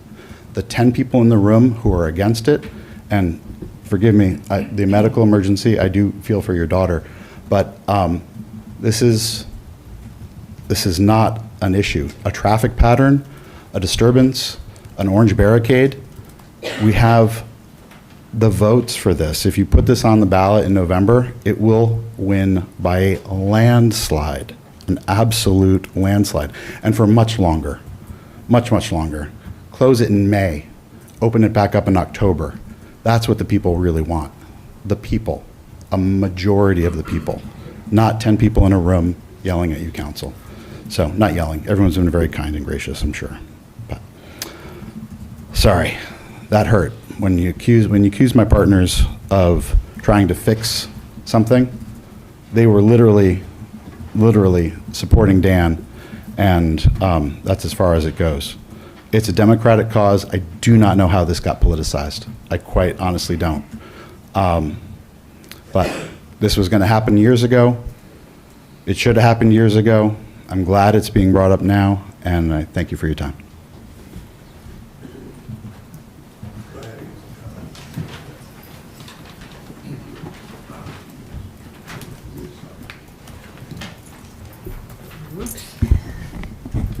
Hi, Rosemary Zotti, Shumpike Road. We keep hearing about surveys and studies that were conducted claiming 80% or more of Summit residents want outdoor dining on Maple Street. How, when, and where were all those surveys and studies taken? Was the opportunity to take the survey on the City of Summit's website? How did the council notify Summit residents that there was a survey available to get their input? Was a survey sent to a representative sample of Summit residents, meaning age groups, income groups, gender groups, the area of Summit where they live? If not, it's not a valid survey, and you cannot claim this is what Summit residents want, since some groups were likely underrepresented or not represented at all. I'm a lifelong resident of Summit. I did not receive or hear about any survey regarding Maple Street's closure. None of my family, neighbors, or friends did either. You should probably stop quoting that 80% or more of Summit residents want outdoor dining on Maple Street. Also, it's interesting that council is concerned about pedestrian safety and traffic calming at Tadlock Field, but not safety and traffic in the middle of town. Thank you. Thank you.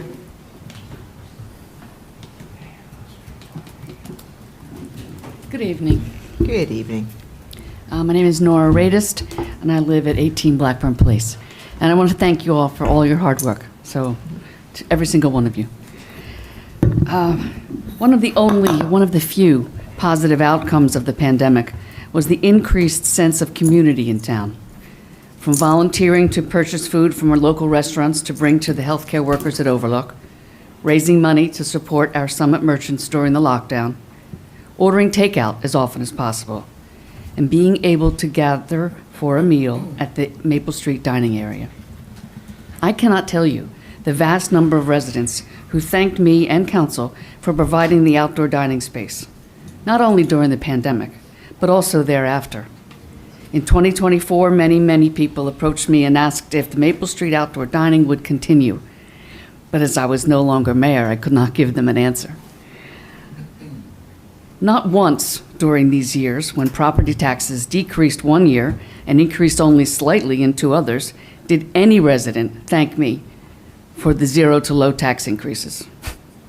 And Summit residents care about their taxes, and they pay attention, but they were more happy, it was more important to them that they have this opportunity to gather.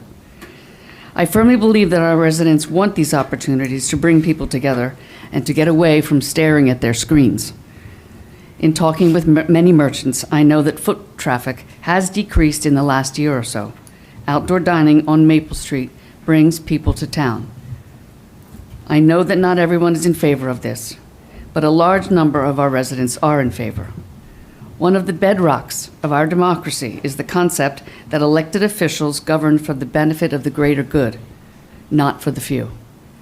I know there were certain things to work out, kinks, operational discussions, so forth, but I do believe that will be important to this community. It will help ensure vibrancy in the town, and I do support the opening of Maple Street for outdoor dining. Thank you.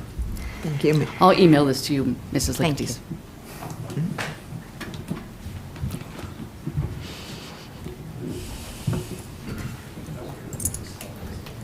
Good evening.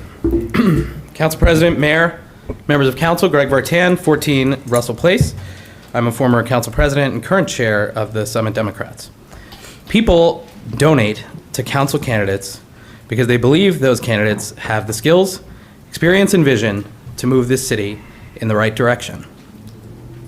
5 out of 5, all Democrats running in the last 2 years campaigned and won because of their many concrete ideas to improve this community. Ideas with broad appeal across the political spectrum. Ideas like restoring Maple Street as a pedestrian plaza. Some of those who have spoken against the Maple Street closure have given money to the council members who oppose the Maple Street pedestrian plaza. Among donors to the Summit Republicans and their candidates are a property owner on Maple Street, a developer in Hoboken, and a former chair of the New Jersey Republican State Committee, just as examples. Campaign issues draw donors.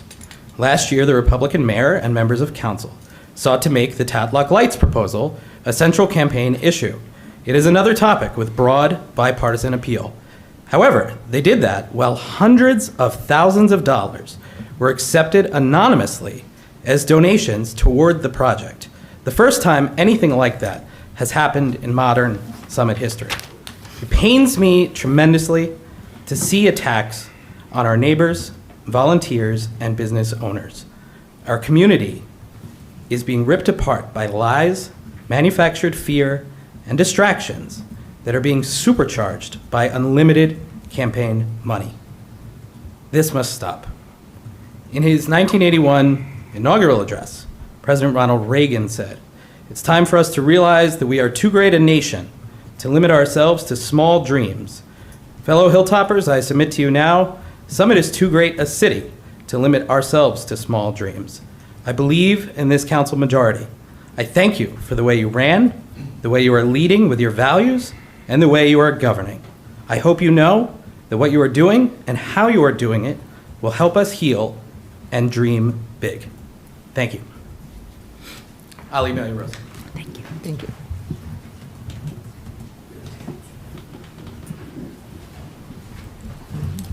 Good evening, Mayor Fagan, Council President Toth, members of council and staff. I'm Jim Bennett, B-E-N-N-E-T-T, 38 Fairview Avenue. I'll make this one very short. I will submit on the op-ed that was published May 3rd in TAP, titled "Council Has More Homework to Do Before Closing Maple Street," and to make that part of the record, I will place it here in the box. Thank you.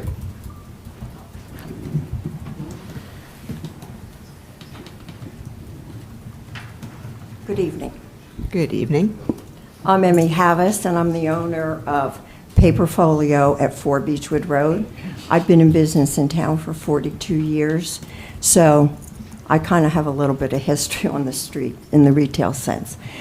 I remember back in 1993 when Baltusrol was hosting the U.S. Open, and I was chairman of SDI. I served on the SDI board for 27 years.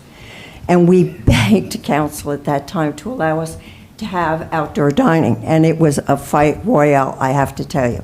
And they finally conceded. And actually, I think part of this ordinance that you have, that I took off the computer today, was partly written by the SDI and the Chamber of Commerce. So we were, because council said to us, fine, but help us out with this. And we did help them. When COVID came around, I was right in with everybody. I was on conference calls with, or Zoom calls with Mayor Radist and other people, and we were all in on keeping the restaurants open any way we could to bring people to town. Everybody was. There was no question. Do I love outside dining? I adore outside dining. It's one of the nicest things on a night like this, that you can walk into town or drive into town and sit outside and enjoy a leisurely meal. We have approximately 53 restaurants. I don't want to say restaurants, but places that put tables out on the street where you can sit and eat either what you bought inside or order. Excuse me. As I roughly went through the list of SDI's restaurants on their website, 23 of them right now offer outside dining. So you can dine and outside in Summit. And to think that we have to close a street to allow that to happen is just a little bit beyond the pale. It is a disruption in town. I can tell you, I'm here in my store 5 days a week. I'm usually here on my day off or on Sunday. It does make traffic difficult. You are taking parking spaces away.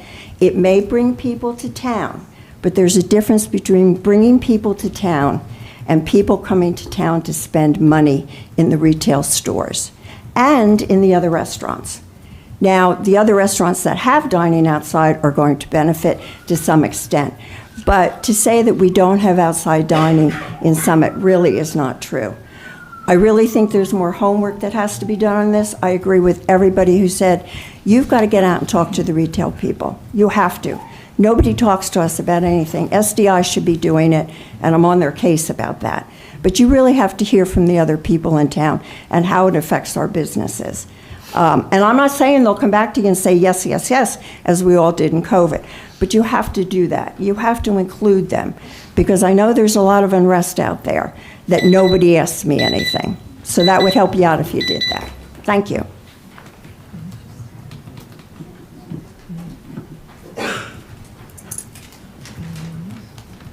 Hi. Hello. Janie Racklin. I own 29 Maple Street. I love Summit. My family has had a presence in this town since 1906. It's regrettable that I have to speak before the council on the same subject time after time.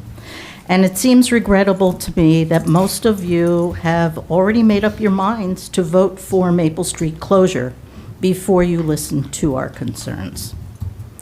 According to your surveys, which I have not received one since COVID, many people like the idea, but that does not mean that they will partake of it.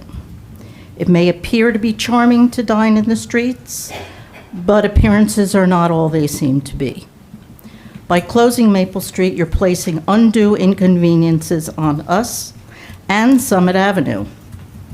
Summit Avenue is already seriously congested. The block between Union Place and Springfield Avenue has, I believe, 7 food establishments, making it difficult to park and/or pick up food, and that will just get worse. Now you want to add a potential plethora of emergency vehicles who previously would share the burden with Maple Street. Losing one of only 2 thoroughfares makes no sense. My main concern is the safety of downtown and its traffic, meaning emergency vehicles, delivery access, contractor access, and parking, mainly handicap access parking.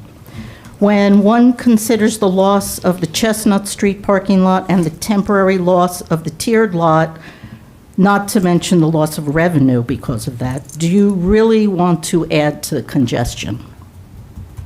I have a couple of quick questions. What is a pop-up retail? Is that an outside retail or somebody that's already on the street?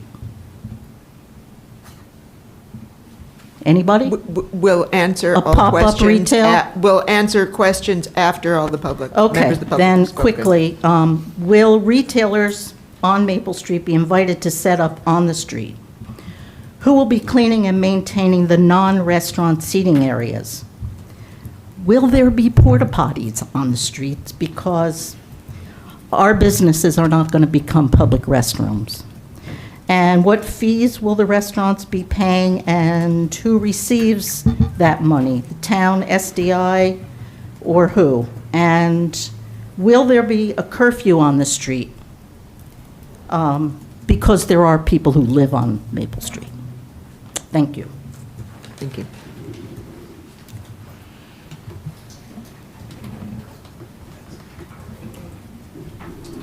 Bruce Thurkoff. I own 26 Maple Street. I've been in front of the council, and I guess, what is this, the 3rd or 4th time that we're discussing closing Maple Street. I can remember when it was closed originally. It was closed, I guess, through the end of October or into November. This gentleman was talking about that he should extend it into October. And looking down the street in those months, those cold months, seeing one chair sitting in the middle of the street, but closing the damn street. Does that make any sense? I mean, the Maple Street is one of 2 north-south arteries. It's important that it stays open. You and Summit Avenue, you get a water main break, and then you get a fire, and the fire trucks have to come down Maple Street. They're going to get they won't get slowed up in the process of getting to the fire. How many times have you heard that minutes, seconds make a difference in saving lives? You people, the green, why, with the green, the village green, why can't something be set up over there for outdoor dining? Let all the restaurants participate in it. They can buy food trucks, they can set themselves up to deliver meals, and could be, and you have entertainment over there. Why do you have to close a street? My insurance went up 25% last year. I don't know if this is going to affect my insurance rates. You're going to have more loitering people down around. You have to have more safety. You have to have police around. Nobody's cleaning up believe me, I had to sweep the streets almost every week when you had the street closed for dining, and it looked like a mess. And what about the propane tanks? A fire hazard. They used to be lined up in the alley. Are you going to allow propane tanks again? Somebody's got to answer these questions. I mean, it's a fire. All these buildings on Maple Street are over 100 years old. You get one fire on a building in Maple Street that gets going, the whole block can go. The whole block. And who's going to be liable for it? The council passed it, I hope you guys have a lot of liability insurance. You talk about rodents. Union Place and down that area has been noted for rodents all the time. Now you want to even bring more rodents down to Maple Street and have the owners have to pay for the people to come and take care of it. It doesn't make sense. This thing has not been really digested, thought about, and all the consequences brought together. I don't know why we're sitting here year after year and bringing this up. And Maple Street, why isn't Summit Avenue closed? Why isn't Union Avenue closed? Give all the restaurants in town an opportunity. If you're going to close a street, close one street this year, close another street next year. Thank you. And another street the year after. I think you should table the ordinance. Don't take a vote tonight before you start thinking about what all these other people have said. Thank you. Thank you.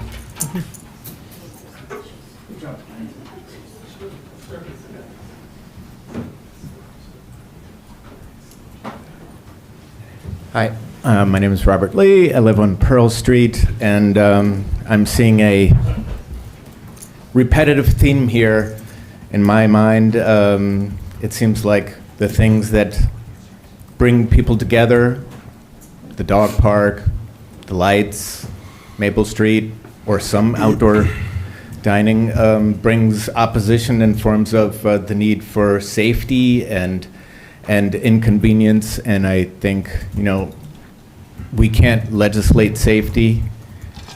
We can create opportunities for people to come together, and that's really what makes a community. That's what makes us so great, the ways in which we can come together and giving people those opportunities. I met so many people at the dog park last year in town, and it was probably more than I met in the last 6 years since we moved here all at once, like so many people in the span of just a few weeks. And I just love creating these opportunities. Actually sitting at the last Maple Street closure, Councilman Boyer talked me into doing something very unsafe. He talked me into letting my kids play football for Summit. And, and obviously my older one is graduated now. He's playing football somewhere else at Franklin Marshall. But the point is, both my boys broke their collarbones in the last 6 months. Very unsafe. And at the same time, I wouldn't want to miss the joys that we've had by being able to come together with other people in the community, with the football parents, with the dog people, sitting out at Maple Street back then with Councilman Boyer. And all these opportunities to come together are, for us as human beings, I think the most important things where we can live together. We can, like our chiefs, both chiefs have stated, we can work around the problems and work around the challenges of the logistics that all comes with that. So let's work on making this a great community and doing everything we can to come together. as often as possible. Thank you.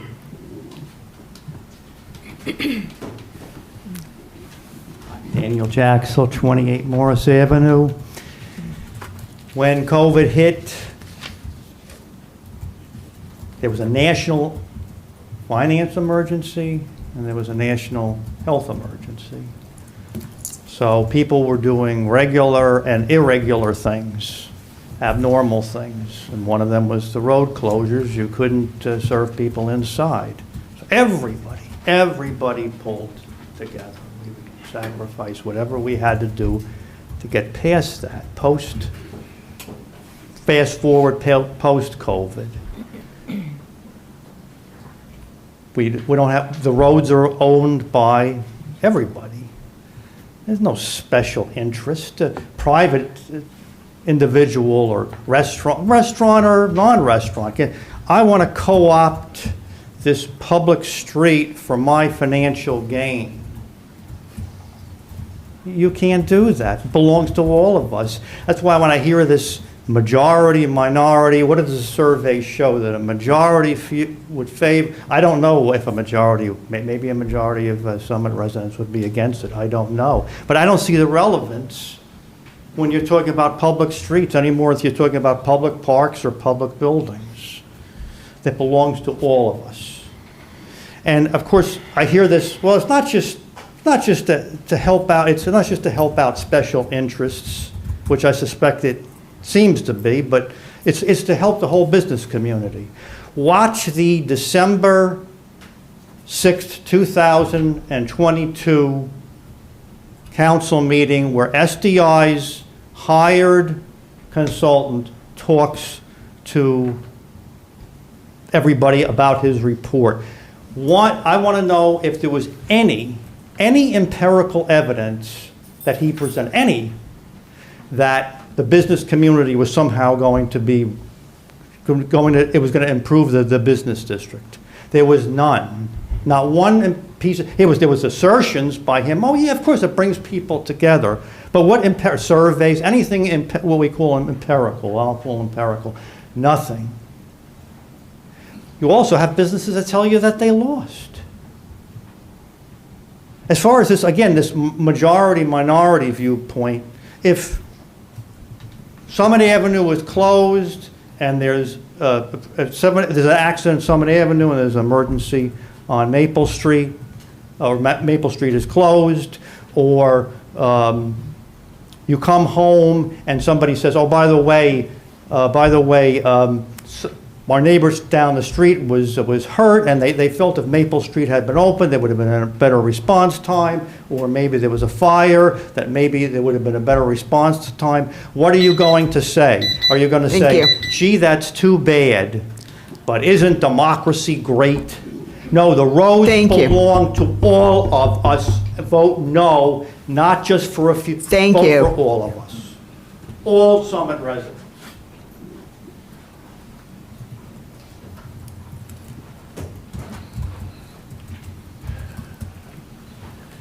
Hi, my name is Henry Bassman. I live at 18 Hartley Road. I'm in favor of closing Maple Street. I'm looking forward to it. The design or the parameters that were written into the description that I read on the packet for the agenda show me that there'll be opportunity for more than just commercial dining. Be a place where people can get together, where they can sit and people watch, where kids who are not in summer camp, sleepaway summer camp, can hang out a little bit in the evening where it's open and safe, where old folks like myself can go and do some people watching. So the two other things that kind of concern me are the closure of Maple Street, as I understand it, has to be reapplied for each year. So what you're proposing here is for this year. If it works, great. If it doesn't, won't happen again. The other thing is, a lot of concerns have been raised, and they'll be addressed, I'm sure, in implementation. The final thing is, I hear a lot about there are only 2 thoroughfares to get from northern part of downtown to the southern part of downtown. And everybody who complains about closing Maple Street, leaving only one access, north and south, forgets about Morris Avenue and Broad Street, which are broad, large thoroughfares that take you very quickly from the north side of the business district to the south side of the business district. It's going to be fine, and I think it's going to add to the quality of life in Summit. Thanks. Thank you.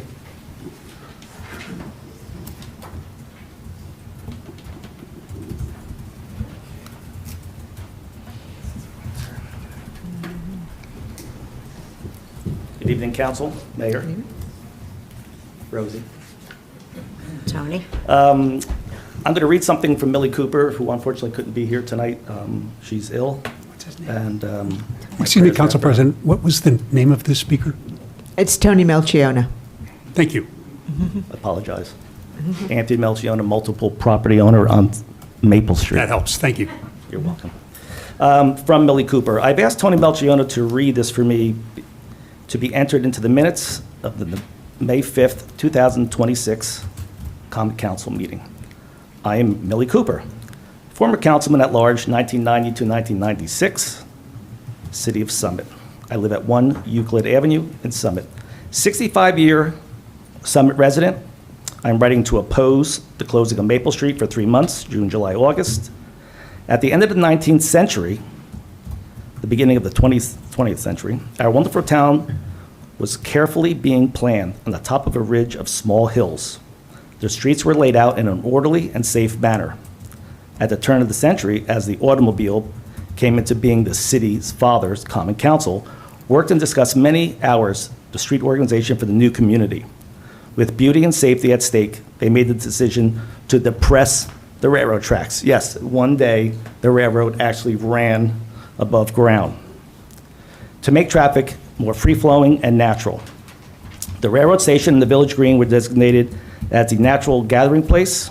This configuration remains today with Summit Avenue and Maple Street flanking Beechwood Road, and Union Place with the railroad station at the center. It remains that way today. Our citizens and shopkeepers are expecting that natural flow they speak of and ease of our town. Please do not interfere with the ease of travel to our houses of worship, our schools, ball fields, the Ys, pharmacies, retail shops, and so forth. Beechwood Road is the natural place for action, music, singing, dancing, and lovely entertainment. It is wider, more open-looking, and it spills over asking for more fun. Maple Street does not. Its job in life is to carry traffic and have sidewalks for retail. Do not make all of us detour around using our gas for a few restaurants to serve us in the street. Just doesn't make sense. Thank you for listening and the time you give the community. Appreciated, Millie Cooper, who is one of the grand dames. I see I only have 30 seconds. A little bit of facts here as far as property owners on Maple Street. The west side of Maple Street, which the Finn restaurant is on, 5 of 6 property owners are not in favor of this, including the property owner of Finn restaurant. On the Elk side, 6 of the 10 property owners are not in front of this, nor are their businesses, nor are their residents, and nor are their offices above and below. 3 of those properties are on the sidelines, quote, as they've told me, Summit House, and the one building that I mentioned on the west side of Maple Street, which houses Nando Jewelers and Love Story, are owned by the same Walter Trust estate. So there it is, 5 out of 6 on one side, 6 out of 10 on the other side. Is anybody listening to us? We pay plenty of taxes, and I've been here before, you know my mantra. And one of my risks and rewards that I quoted 2 weeks ago was, if and when this passes, and I think it will, prepare for a lawsuit. Thank you.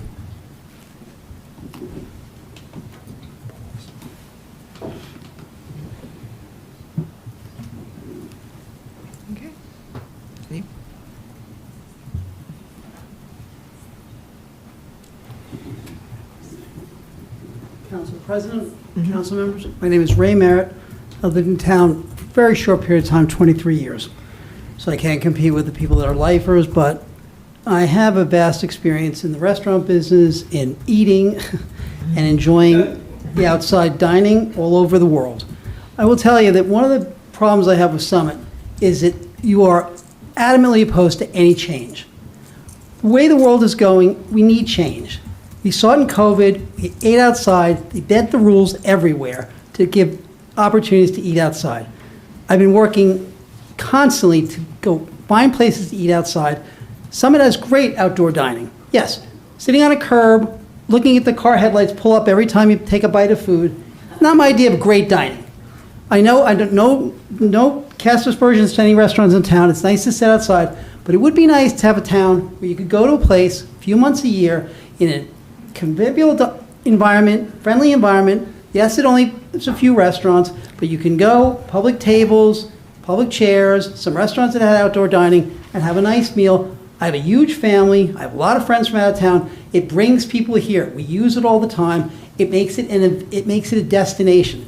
And I will tell you, we have a farmers market that brings 3,000 to 4,000 people in here a week that are not from Summit. It brings business into town.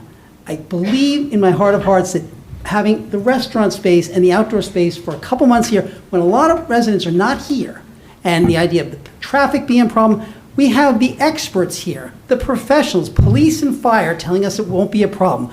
I feel for the property owners. It's the old not in my backyard problem. So there's not going to be anywhere in the town or the city that we're going to have, that we could do this, that someone's not going to have a problem with it. If you put it in a park, the people who live next to the park are going to have a problem.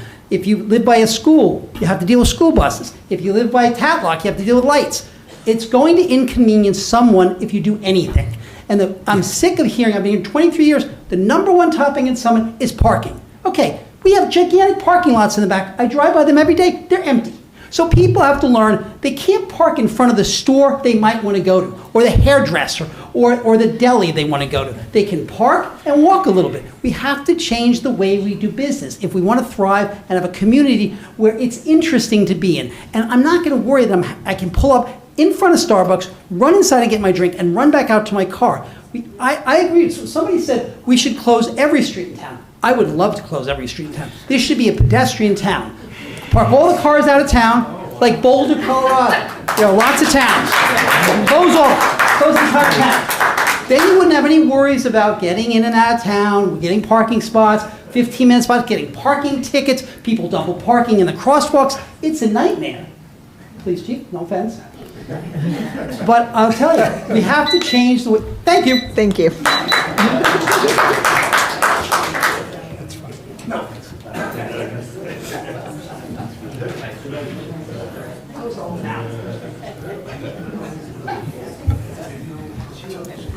Hello, my name is Molly Siebert. I live on Woodland Avenue. I wasn't anticipating speaking tonight, so sorry if I sound nervous. I don't really love speaking publicly, but I'm speaking on behalf of myself, as only 2 years here, so I know I'm new, and my brother and sister-in-law who moved here from the city, and our neighbors who I talked to about this who did live here during COVID and said coming up and dining outdoors was magical, and they would love to have that again. And I understand there are a lot of different issues, and I feel for people who have businesses and the safety issues, so I thank everyone who would make it possible if this is so, and maybe it's not Maple Street, maybe it's somewhere else. I just know being here now, I have a 6th grader, and she loves walking to town with her friends, and I feel like my kids are almost living like a little bit of a throwback in this community where it's safe for them to walk around and they can come into town and they can meet with friends. And I love the idea of more places for them in the summer. We don't have a shore house, so we're not going away. And it's just, I think it's a lovely thing. And I love this community, and I just think more things like this are fabulous. So thank you. Thank you.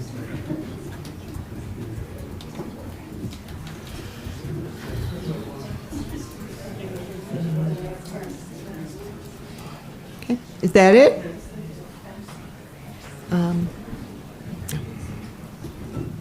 Council President, Mayor, Hi, I'll keep the new resident trend going. My name is Peter Corso. I live 83 Union Place, so right on the corner of Union and Maple. My last name's Corso.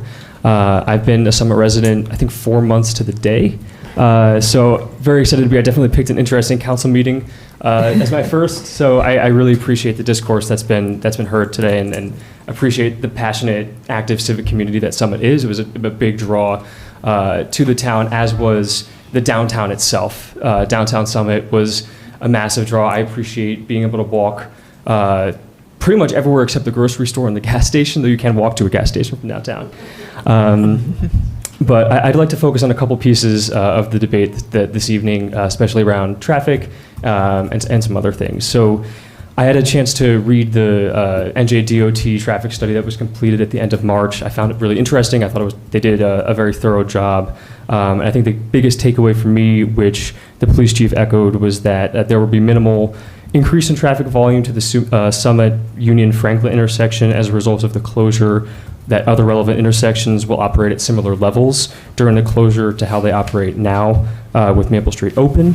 And one suggestion actually from the study, I believe that the chief, thank you again, mentioned, was that mitigating signalized intersections by just kind of varying them and seeing how the traffic flow goes, being able to mitigate that process as it goes along could help improve the traffic flow for any detriment that there is. So I encourage the council to implement that as you go along, if the closure goes along. Separately from the study, it's my understanding that there will be space for neutral seating, whether that's space for yoga mats or someplace to set up tables for neutral dining, I guess is the term.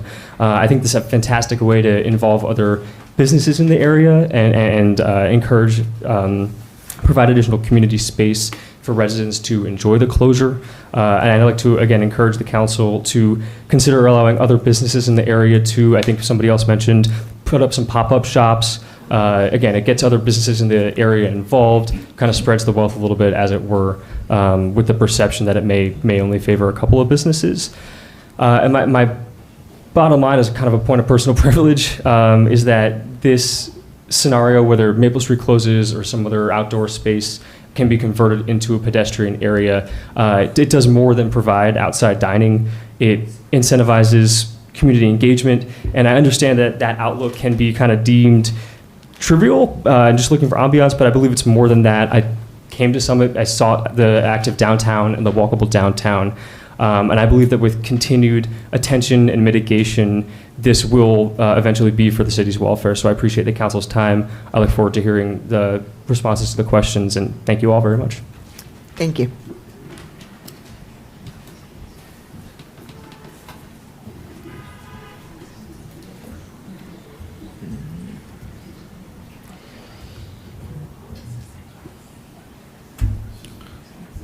Good evening, Anonymous. It's only 3 minutes, but I'm against this whole council majority. So I'm doing a documentary, and I'm going to highlight my attendance in Summit, and my documentary will also explain why I'm against its final adoption and why I'm against this council majority in general. So, start off. Jacqueline, smile, you're on camera. Or not. Michelle, smile, you're on camera. There we go, we got a giggle. All right. This was hard, wasn't it? Bob, smile, you're on camera. Bob was always good to me. Gave me shit. He always was willing to take criticism. Claire, you're on camera. Smile. Come on. Come on. So we're going to still do the discriminatory tier status of non-residents speaking last. Mayor Fagan, ever since I came here, you always waved to me. You always smiled. You always made me feel welcome. This discriminatory tier status of non-residents speaking last is not a way to welcome people. And it doesn't align with your political values, to be quite frank. It's the kind of mentality back when slavery existed, back when women couldn't vote. Jamel, smile, you're on camera. I'm a little under the weather with allergies, but you know, I'm trying to do. Always was good. Gave him a lot of crap, and was always professional. Always professional. That's what a public official should be. Chantel, smile, you're on camera. All right. Dan, smile, you're on camera. Okay. Yeah, so it doesn't matter what I say anyway. You guys don't care. This council majority doesn't care. So I'll just overlay some comments about my experience of each one of you, and I'll turn my 3-minute public comment into like a 15-minute video, and I'll give my analysis, why I'm against this final adoption, why I'm against this council majority, you know? So let's just get a couple shots that I'll need for my documentary.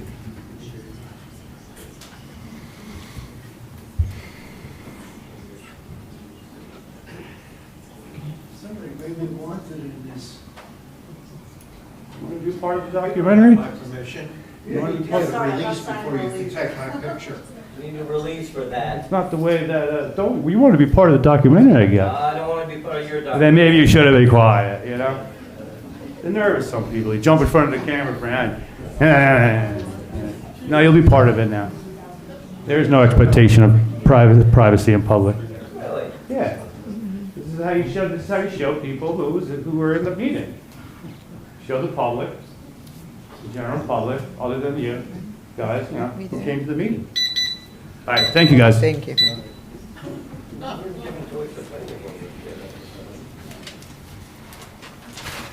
Anyone else? Okay, then the public comment portion of the hearing is closed. We can move on to council member comments. Councilmember Belowski, lead us off. Okay, so when I was thinking about this hearing and what I was going to say, I thought it would be appropriate if Rod Serling could be here to introduce me, and I think he might say, there's a fifth dimension beyond which is known to man. This is the dimension of imagination, an area we call the Twilight Zone. So here we are talking about an ordinance that, in my opinion, is inaccurate, right? The ordinance says, the very first line, whereas NJSA 40:67-16.9 authorizes the governing body of the City of Summit to provide by regulation for the closing of any street or portion thereof to motor vehicle traffic, etc. That's not what the statute says. What the statute says, as our city solicitor made clear before, was that it authorizes the council to authorize the mayor or other chief executive of the municipality, but the mayor is our chief executive, to authorize the closure of a street when she finds it necessary for the preservation of the public safety, health, or welfare. So one of the problems that I have with this and the whole way that it was unveiled to the public is transparency, right? We had a version of this ordinance that actually said what the statute said. And right before the introduction, we replaced it with another one that says something that the statute does not say. So I have a problem with that from a transparency perspective. We also, as a council, got the traffic report from Dynamic Traffic the evening before, or the afternoon before, the ordinance was introduced. It wasn't attached to the packet, and it wasn't published by the city for like over a week after we had the initial introduction. That's not transparent either. And, you know, everybody up here always preaches transparency and process, and it's like, what are we doing? We're switching out ordinances, and anyway. So, as I've heard tonight, people who spoke out in favor of this introduction say things like, it's cool, it's a great vibe, it's wonderful, it's magical, people love it, we can meet people, we can do yoga on asphalt. I added that one. You know, some have suggested that we should bend the rules to make it happen. What I've heard from people who are against it are, or are uncertain about it, are more legitimate safety concerns, questions about whether we've thought this through, whether we've really done the due diligence that's necessary before making a decision like this. And just to touch on that, and I have a whole lot more, so. But there are two fundamental questions here, right? Beyond the fact of whether we like it, whether we love it, and most people like outdoor dining. Outdoor dining's great. But under the state law, under the traffic code, any street closure for more than 48 hours has to be certified by the city engineer, who's not here. And one of the things that he has to certify to is that closing the street is in the expedition of traffic on our city streets. Expedition means that it's going to speed it up. It's going to make it easier to get around. And I think this traffic report says the opposite, if anybody's read it. And the second question is, under this statute that we're relying on to close the street, or maybe relying on to close the street, that the closure is necessary for the preservation of the public safety, health, or welfare. I've asked these questions to my fellow council members repeatedly, and I've never gotten an answer. I've also never gotten an answer to the question of, why does it have to be Maple Street? I think they, have said that that's where the best restaurants are. And there's very good restaurants on Maple Street. There's very good restaurants elsewhere. And I will say, Dylan, my favorite bite of food in this town has got to be the Baja Taco at Barbacoa. But I don't think that's a reason to close Maple Street. So one of the questions that I asked months ago was, are we talking to the property owners and are we talking to the business owners to see what they have to think? And I suggested that we talk to all of them, right? We don't want to just pick winners and losers on one street or another. But what I've heard from here tonight is that a lot of the property owners on Maple Street were never approached. And Lori Cambios wasn't asked. And Michelle, I sent you an email about 2 months ago when I was told that you were the one that was in charge of speaking to all these people and doing your survey, however scientific or unscientific it was. I asked you to let me know, who you're talking to? What have they said so far? Who do you have left to talk to? What's the feedback been? Never got an answer. And we now hear that, 11 out of 16 building owners on just that one block of Maple Street are against this. That would have been useful information to have prior to ruling on this, and I don't know if any of the other council members were aware of that. So some other issues that I have is that the engineer's not here. A couple of years ago, Delia Hamlet, as she said when she was in here before, asked Director Schrager point blank, can you certify that this is in the expedition of traffic on our city streets? And he said no. And I had a whole bunch of questions that I would have asked Director Schrager or even Dynamic Traffic if they were here, and they should be here, right? I mean, this is an important hearing, and, people are saying, trust the experts, trust the experts. Where are they? Why can't we test their theories? And I don't even think that there's anything in this traffic report that would support that closure of Maple Street's in the expedition of traffic or necessary for the public health and safety.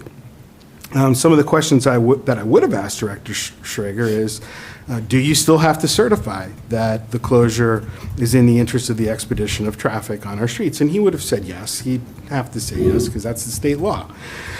How does the traffic study support this notion? Well, it really doesn't. It says that it will slow it down a little bit. And maybe it's just a little bit, but that's not expedition. What's changed in the last few years? I don't know what he would have said to that.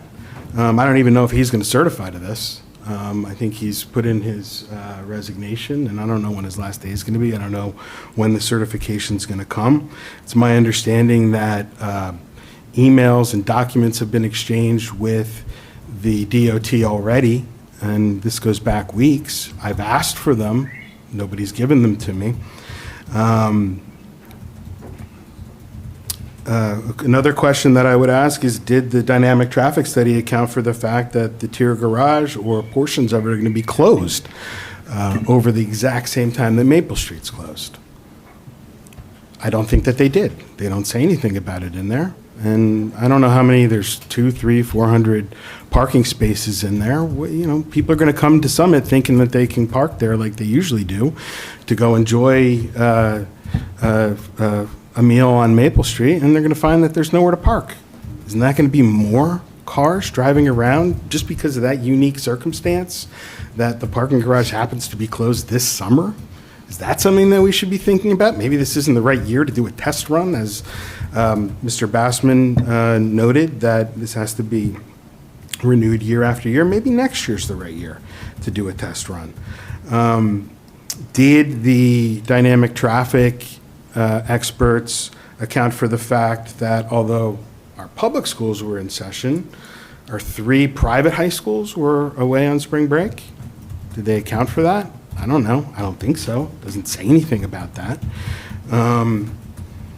Another question that I would have asked them is, why isn't this study, which is, I don't even know if it's a study, it says it's a memorandum. It's dated April 14th, 2026. It's not sealed by the engineer. It's my understanding that engineers, when they give a formal opinion that someone's supposed to rely on, they're supposed to affix their official seal. I would have asked him that. I don't know what the answer to that would be. The next question that I would ask him is, Director Schrager, your concept plan does have your official seal. And it was sealed on March 31st, 2 weeks before we received the dynamic traffic report. Did you consider the dynamic traffic report when you did your concept plan? Shouldn't you have? Would it have been any different?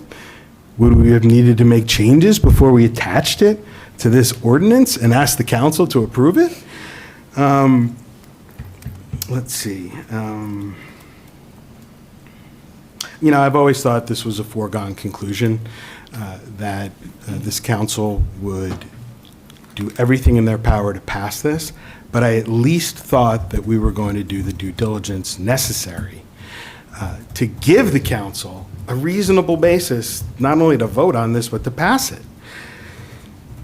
And unfortunately, you know, we didn't do that due diligence. I had sent Councilwoman LaSaracina an email with 33 things that I thought we ought to do so that we could make an informed decision. One of those was, as Ms. Zadi said, a real survey, right? Not like a survey that says, hey, if you like eating steak on Maple Street, click yes here, right? Like a survey after we do the due diligence that says, we're considering closing Maple Street. There are pros and there are cons, and here they are. So that when people say whether they want to close Maple Street for outdoor dining, do they know that it's going to be closed 24/7 for 3 months on rainy days when nobody's eating out there? Do they know that it's going to inhibit their ability to get across town? And yes, Morris Ave does go across town, Henry, but not really. I mean, you really have to go out of the way. And I had a conversation with our fire chief, who is in a different situation in his responding to calls, because, well, first of all, the old firehouse was, I mean, if you look at a map of Summit, it is a bullseye in the dead center of town. It's not there anymore. It's also my understanding, my wife told me she met somebody who did this, worked on this master plan as a professional, and gave a little bit of the history that when they designed Broad Street and Maple Street, they made it extra wide so fire trucks could turn down there to get to the north side of town. So I asked our fire chief, if there's a fire on Hawthorne Place, which of course is where our mayor lives, how would you get there? And he said, well, we would come up Broad Street to Summit Ave, and we'd take Summit Ave. And I said, okay, and if it's rush hour and there's a whole lot of traffic there, what do you do? It's usually not a problem, he said. We fire up the sirens, we fire up the lights, and people get out of the way. Okay, fair enough. But what if there's an accident? That's the number one place where pedestrians are hit in this town, and we had an increase in that in the first quarter this year. Closing Maple Street's going to divert more cars there. What if there's an accident there? And his answer was, well, and I take Maple Street. Okay, and if Maple Street's closed, what would you do? Well, I would drive all the way down Broad Street, all the way around City Hall, and then I'd make my way there from, I'd make my way to Hawthorne Place from there.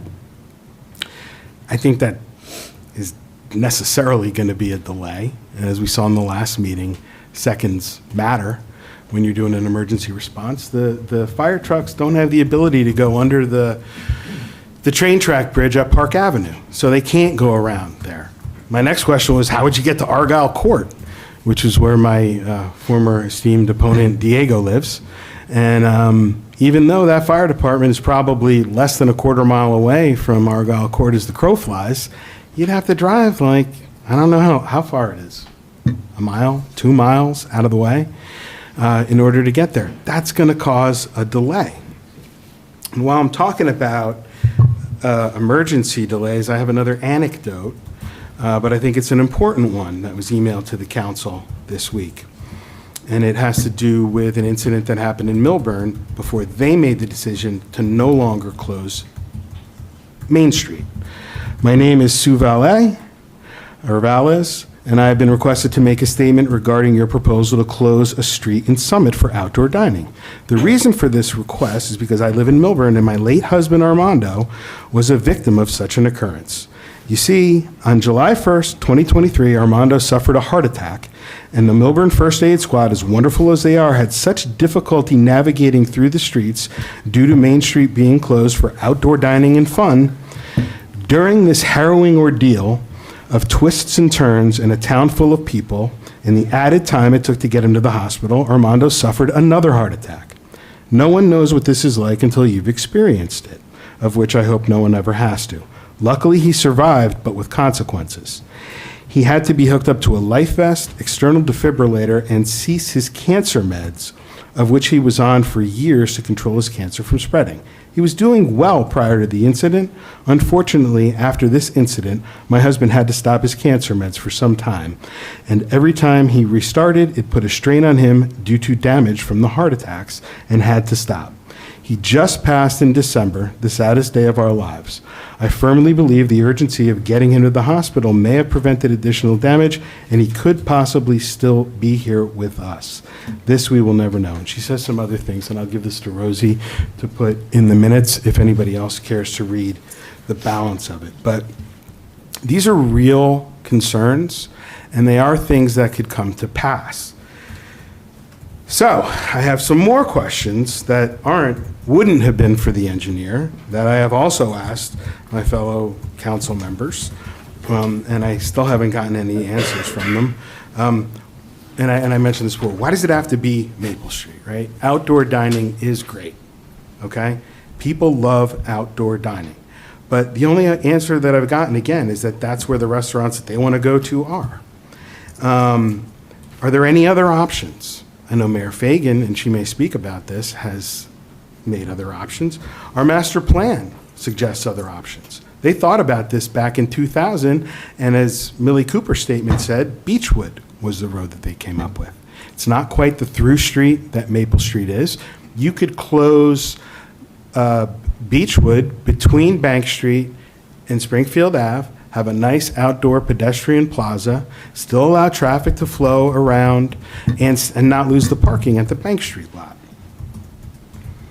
The master plan suggests some other things as well. It talks about our traffic circulation, and it talks about different kinds of roads. And Maple Street is what's known as a collector street, where traffic from main streets go when they can't get through those main streets. It's vital to our infrastructure. And our master plan says, quote, says that such collector streets should, quote, be safeguarded from overuse and intrusive development. Isn't the closure of a collector road the ultimate intrusion? I don't even think that's debatable. I mean, it definitely is. Aren't we, as the governing body, the ones charged with safeguarding Maple Street and other collector streets from such intrusions like outdoor dining? I think we are. Will this ordinance go to the planning board for a consistency review?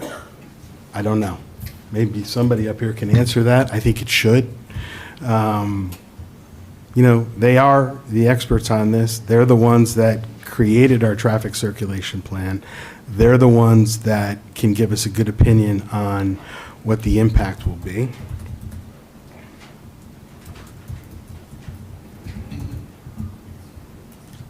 Someone, again, and I mentioned this before, but somebody mentioned that, the not in my backyard concern, and that, people are always going to be against something. I think we should at least ask. When we did the Tatlock review, Councilman Smallwood and I spent countless hours speaking to residents in open dialogue to get their opinions and to thoughtfully inform what we decided to do there. That has not happened here. It just hasn't. Again, 11 out of 16 building owners on one block of Maple Street, and we don't know about the other one, are against it. A number of business owners came out here tonight and said that they were against it, that it hurt their business. At the last time that we talked about this, someone came in and said that they rely heavily on people driving by and something in their windows catching their eyes. They can't do that when the street's closed. So, and then what about the winners and losers, right? I mean, again, someone came in and somebody asked tonight, are we going to allow other businesses from other areas of town? I think Tony Melchione asked at the last meeting, this is a public street, right? It belongs to the entire city. Should there be an open bidding process on the tables? What if somebody does? What if Mr. Chi wants to come and set up and serve hot dogs at one of those tables, right? Should he have the opportunity to do that? To the let's close every street comment, I'll quote Dave Chappelle. I wish I had more hands so I could get that 4 thumbs down.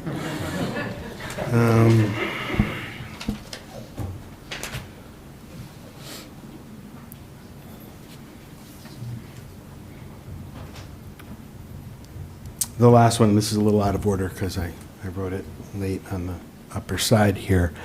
But again, we've heard people say tonight, you can read the traffic study. I think one of the chiefs said it tonight, that this will have minimal increases in delays. And that's according to Dynamic Traffic's unsealed, possibly a study memorandum. How is that the expedition of traffic? So we have 2 major legal hurdles, and I'd love to hear from any of my fellow council members about how closing the street will expedite traffic on our city streets, and about why it's necessary for the preservation of the public safety and health. And if nobody can answer that question with a good answer and evidence and data to support it, I don't see how we could possibly vote to approve this ordinance. That's all I have for now. Thank you. Council President. Councilmember Boyd. I'm not going to be 20 minutes. I'm so sorry. Telling you right now. Oh, Thank you. That's right. I'm so sorry. Councilmember Laceracina has a family issue and needs to leave, so I want to give her the time. Yeah, no problem. Thank you. I do Thank you. apologize, No Councilmember. worries. And I apologize to everyone. My wonderful parents are at home with my 2 small children who are probably up way too late, and I need to get home and get them into bed. On the pedestrian safety issue, the expedition of traffic, as Councilman Pulowski has raised, Councilman Pulowski kindly shared with me in advance of this meeting the number of police-recorded pedestrian incidents along Summit Ave in the last 5 years. There were 12, and as many of us drive Summit Ave regularly, you have 6, 7, 8, 9 pedestrian crosswalks in rapid succession on Summit Ave, right? Creating a pedestrian zone is a generally accepted pedestrian safety and traffic calming measure. If we are able to draw pedestrians over to the pedestrian zone on Maple Street, if this is to pass, then there will be fewer pedestrians crossing at those various crosswalks on Summit Ave, and it will then serve the expedition of traffic while also protecting our pedestrians. Public safety questions were the priority throughout the consideration of this proposal over the last several months. As I've said before, protecting the physical safety of our community is our most important responsibility. On the response time of our first responders, I have lived this. I went into cardiac arrest on Bank Street 18 months ago. I am only here because of the grace of God and the remarkable response time of our Summit Police Department, who happened to be on a nearby call. I didn't choose to put my life in their hands, but if I could, I would choose them every day because we are blessed with the best. When we have important questions, such as those regarding public safety, we ask our experts, and I put my trust in our career public safety professionals. If the risk of temporary road closure to pedestrians were intolerable, we wouldn't allow any discretionary road closures, right? We wouldn't allow arts and cars, the Halloween parade, the charity runs, such as the one we had for the Y this past weekend, pop-up closures for neighborhood block parties. But we do allow this because we've decided as a community that the potential benefit is real and we can effectively manage the potential risk. Yes, the duration is different, certainly, but the nature and magnitude of the potential risk is the same. In addition, on the public health and welfare, it's more than vibes, and scientific studies support this. Community gathering and outdoor activities have a real, measurable, positive impact on public health and welfare. I have several recent studies that I can cite. If you're interested in them, please email me. I'm happy to share them with you. We have Jackson and Stevenson et al. From 2021. We have Kondo Shiba et al. From 2023. And we have Wynn, Blair, and Pike from 2024, amidst others. This is real, bringing the community in a healthful way. Summit is not immune to divisiveness. You may have observed some of this if you were on local social media pages over the last several weeks. We are a community, in my view, that could use some healing and some coming together. So I am supportive of this temporary closure for several weeks. Thank you. And with that, I unfortunately have to go. Thank you. Thank you, Councilmember. Okay. I'm sorry. Back to you, Councilmember Boyer. Thank you for yielding the floor. No worries. Jacqueline, I hope everything's okay. So first, let me, just some housekeeping stuff. Dylan Baker, Mr. Baker, is a good man. We don't have a lot of time, but I still remember the first day that I met him. I wasn't a councilman. I was just somebody that was looking for a place to eat. His restaurant was packed, and I was with a group of friends, my wife, and I didn't even know he was the owner. He was like, "Come on in, I got a spot for you." I mean, that was, that was great, and I always will think of him that way. His wife is an amazing person. His son, I coached in football. I like who I like. They're good people. And if you see my Democratic friends here, that always come in here, they're my friends too. They come in here and Boyer this, Boyer that. So, a little bit of signaling. I get it. This is not a Republican or Democratic issue. Like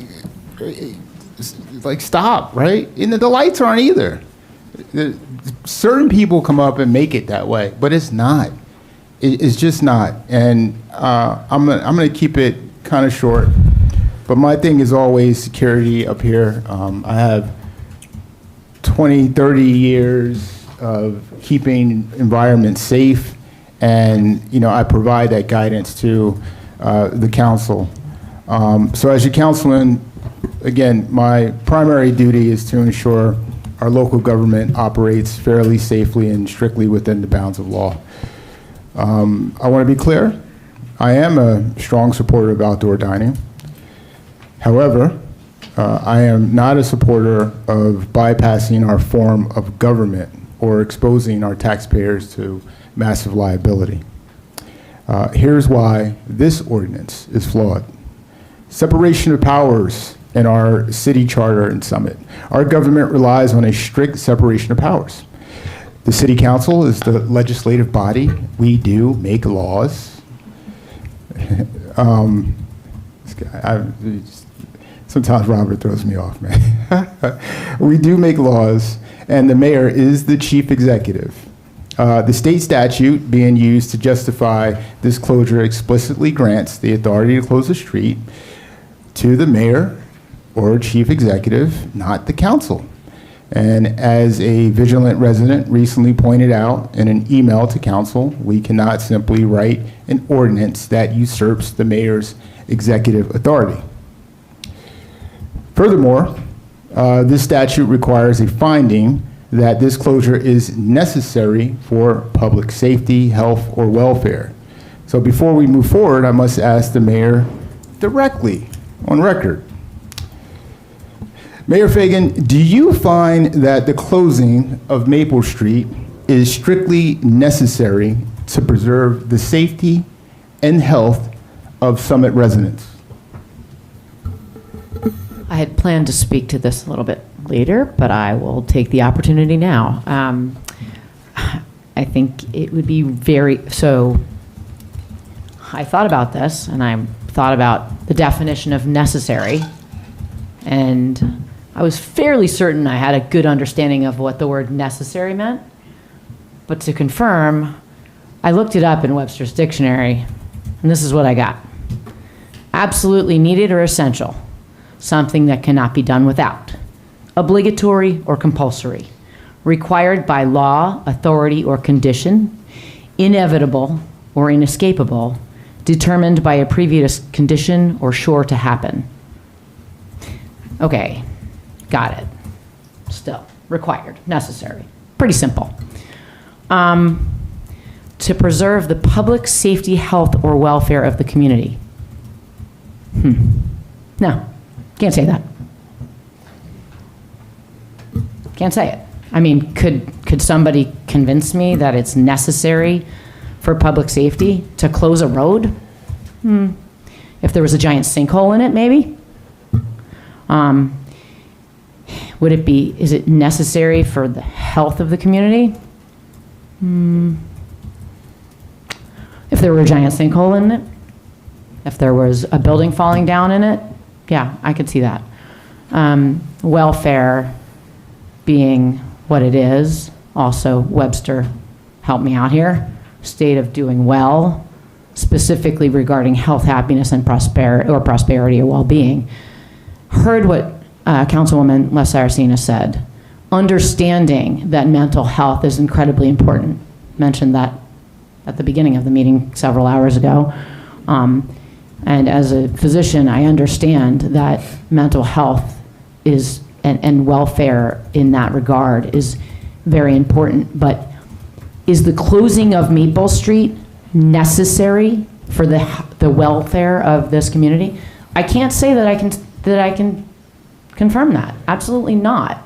I think that there are ways to accomplish the mental health and wellness and the public safety and the health. There's a way to support those things elsewhere. The goals that are stated of this ordinance and the idea behind this is beautiful. Bring the community together. I'm all for that. Outdoor dining. I love outdoor dining. This is not the question I'm being asked. The question I'm being asked is this specific street closing necessary for the public safety, health, and welfare? And the answer is no. Thank you. And so I'm sorry for putting you on the spot because I know you was definitely not rehearsed. So if the executive branch cannot unequivocally make the statutory finding, we have no legal basis as a council to proceed.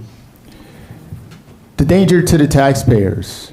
Understanding Title 59, we talk about municipal liability, we talk about Title 59. This is New Jersey's Tort Claims Act, which generally provides cities with immunity from certain lawsuits. However, Title 59 immunities can be completely voided if a municipality takes actions that are deemed palpable, unreasonable, when we deliberately place barricades in public roadways or alter traffic patterns, we risk slowing down emergency vehicles and response times to abutting properties.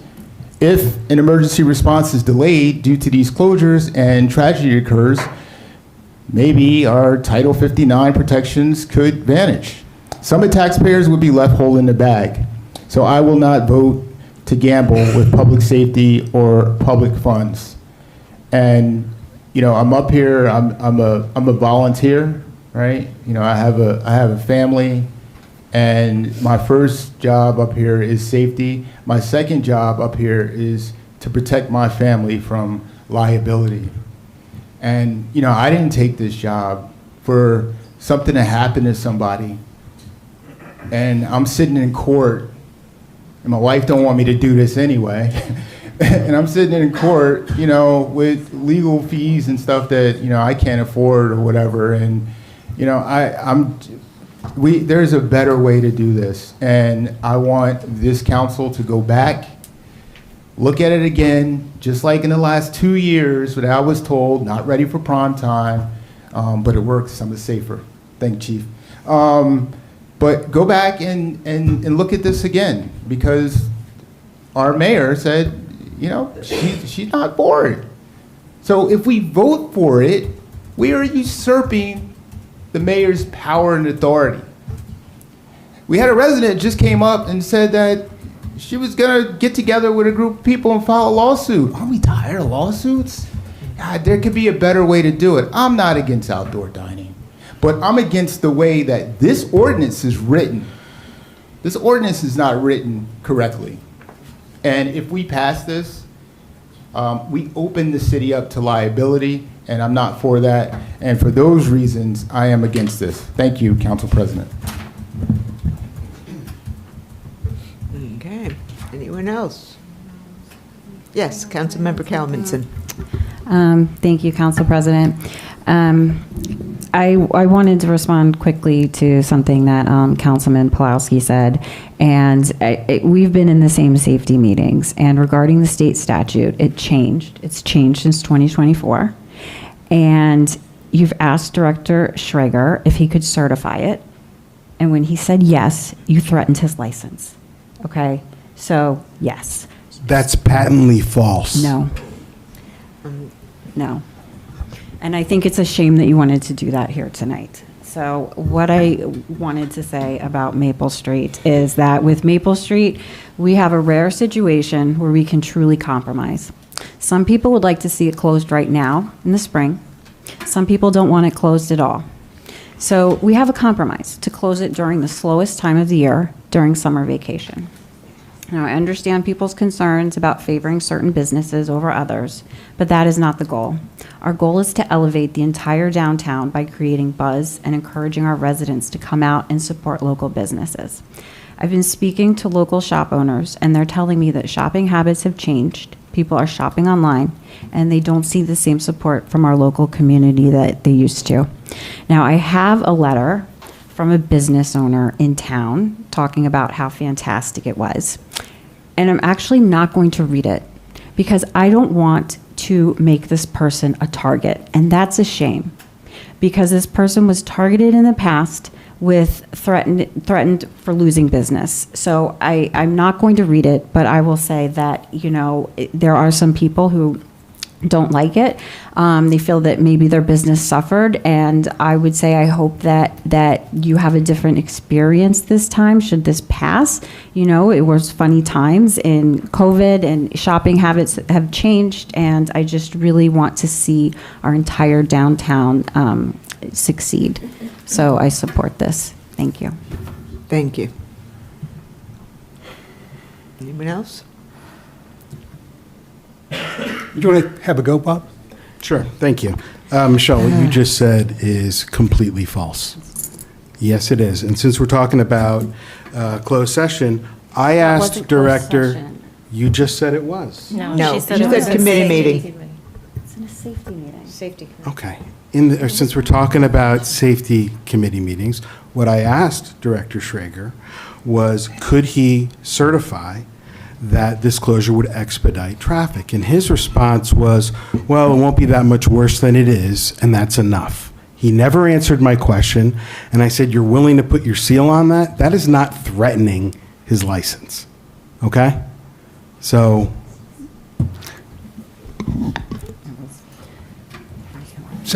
Council President, Yes. I will say Councilmember one result Crucifo. is that our city chief engineer is quitting his job. So some interaction did take place. And I've spoken with him, and his presentation, our esteemed former, well, he's still with us for now, but he's putting a very positive spin on it, that he's going on to wonderful new opportunities. But he's had a difficult experience here, and we've observed it, and I've observed it as well. And so I think we need to treat our city employees with respect that they deserve. Aaron has been here 18 years, serving Republican and Democratic administrations, and suddenly now he has to leave, and I wonder why. And so I will say that. I will also say, Bob, I agree with you 100%. The Baja tacos are the best. And I wish, frankly, we could all be over at Barbacoa or the Elks or some other great place celebrating Cinco de Mayo. And so we're all here. I appreciate everybody coming out. We all care about Summit. Everybody, let me say, everybody from Summit that was here tonight cares about Summit. And you're passionate about Summit. We don't have the same, perhaps, vision for Summit. We've heard people that want it to be more convivial. Gemütlichkeit is a word that I promised I would not use tonight. It is an Austrian term that means like well-being, community, good spirits. And that's what I want for Summit.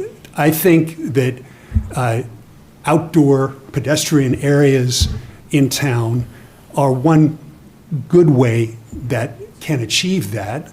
The dog parks, the one that opened yesterday, is another great way to bring people together. I support Tatlock lights, and I sure as hell am working collaboratively so that they can be on for the fall sports season. All of those are things that bring people together. And what I don't like is the tactics, the dirty politics of last year's campaign seeping back into our discourse in recent days. Some of those same attacks, underhanded, dirty, unfounded, and untruthful, and partial facts have been coming back, and those reflexes are damaging to Summit. We heard tonight somebody making insinuations about my supporters, all of whom I'm proud of. None of the supporters for our campaigns last year jointly were more than a small percentage of our total contributions. I'm not going to talk about the practices on the other side. You can look at those for yourself. Economic benefits. I also sit as one of my 16 committees, commissions, and boards on which I serve. I just got one added last week. One of those is the Economic Development Advisory Council. On that, I learned that the city has been working with Boston Consulting Group, a world-class global consulting firm that has an office here in town. They've kindly agreed to do a pro bono study for Summit to address risks to Summit's economy. BMS is selling its facility. They're shedding jobs. Kenview across town is being acquired. Our town is at risk. We see a beautiful downtown. The store owners, particularly the small locally owned stores and restaurants, are telling us that they're at risk. And we've had different views on how they appreciate this particular project, but the facts are there in the the foot traffic studies done by SDI over recent years show declining foot traffic in Summit downtown. If we just pretend that we have to live in the 1950s and nothing changes in Summit, we are putting ourselves at risk. Summit downtown was the top factor, as Council President mentioned, cited by HGTV and ranking us as a top suburb across the whole country, right? The first thing they mentioned was our vibrant downtown. That is at severe risk for changing shopping habits. We've all seen those mountains of Amazon packages, and I'm certainly guilty of that myself. At the same time, new residents are coming to Summit, and as they come, we need to get them trained into coming downtown, having experiences, having a night out as a couple, bringing their kids, playing games. We have tables for folks, or we will have hopefully tables, if council and the mayor are on board, that will allow families who can't afford one of the more expensive restaurants to bring their own takeout and play games and have a cheap night out on the town. It's a nice vacation. This is for all of Summit. I myself can't necessarily afford to go to Europe this year, but I go downtown, I blink, and I think I'm in a sidewalk cafe in some exotic destination. It makes me happy. That's my little bit of Gemütlichkeit, if you will. So the economic benefits, the risks to our economic vibrancy that we cannot ignore. We can't pretend that they're going to go away. Amazon is not going away. Local businesses are at risk. The economy is in a very weird place right now. A lot of people, consumer confidence is at multi-decade lows. People are very careful in how they spend. We need to give people a reason to come out in Summit, a reason to spend their money here instead of somewhere else, and to come together as a community. So those are my views. I haven't taken as much time as some others here tonight, but I feel very passionately about this, and I'd be willing to follow up with anybody in conversation, in honest conversation, not gotchas where they want to tape you and then manipulate your image and your voice, which has happened to be during the campaign. So we are all volunteers up here.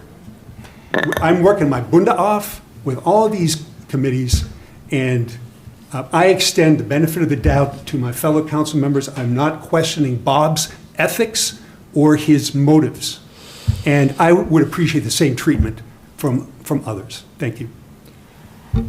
Before we go further, let's please keep this focused on Maple Street and not on each other or pointing fingers at anybody. Thank you, Council President.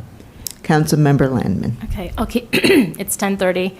I'll keep this super short, mostly because my colleagues have already shared the reasons why they're supportive, which are in line with my views. I love Summit. We have a vibrant downtown. I'm a patron of the small businesses in town all the time. Running a small business is a tremendous hustle, and I'm happy to do my part to help our small businesses survive. Recently, over the past few weeks, I've walked Springfield Avenue, Maple Street, Union Place, speaking with small business owners, and I'm going to anonymize them too for similar reasons to what Michelle described. From jewelers to wine stores, businesses selling shoes to toys, the overwhelming majority of business owners I spoke with want us to proceed with a seasonal closure of Maple Street to pedestrian traffic only. They need the foot traffic. I heard it over and over again. I have complete confidence in our first responders to keep the public safe, as they did, by the way, for 3 summers when it was closed previously, and as they do every day now. Yes, residents will be inconvenienced when they need to take a different route through town. Just like residents at Memorial Field, Wilson neighborhood where I live, and Tatlock are inconvenienced when there are games that clog up the traffic on our streets. That's a compromise that we ask of all residents for the good of the broader community. And for those reasons, and for the welfare of the broader community, I am supportive of this ordinance. Thank you, Council President. Thank you. Council President. Is there something that hasn't been said? Yes, most definitely. So, about the rhetoric and the backbiting and all this other stuff, if you stop talking about it, then maybe it'll go away. I mean, I could sit up here and talk about all the racist and bigot comments that's happened to me in the last 2 years. You can go on Facebook and look at it. Stop talking about it. I don't complain about it. But what I haven't heard tonight, though, from any council person, except for Bob, probably, is the legalities of the ordinance. hey, this is going to be fun, this is going to be great, it's exciting, bring the community together. Yeah, that's great, right? But that's not what you're up here and what your responsibility is.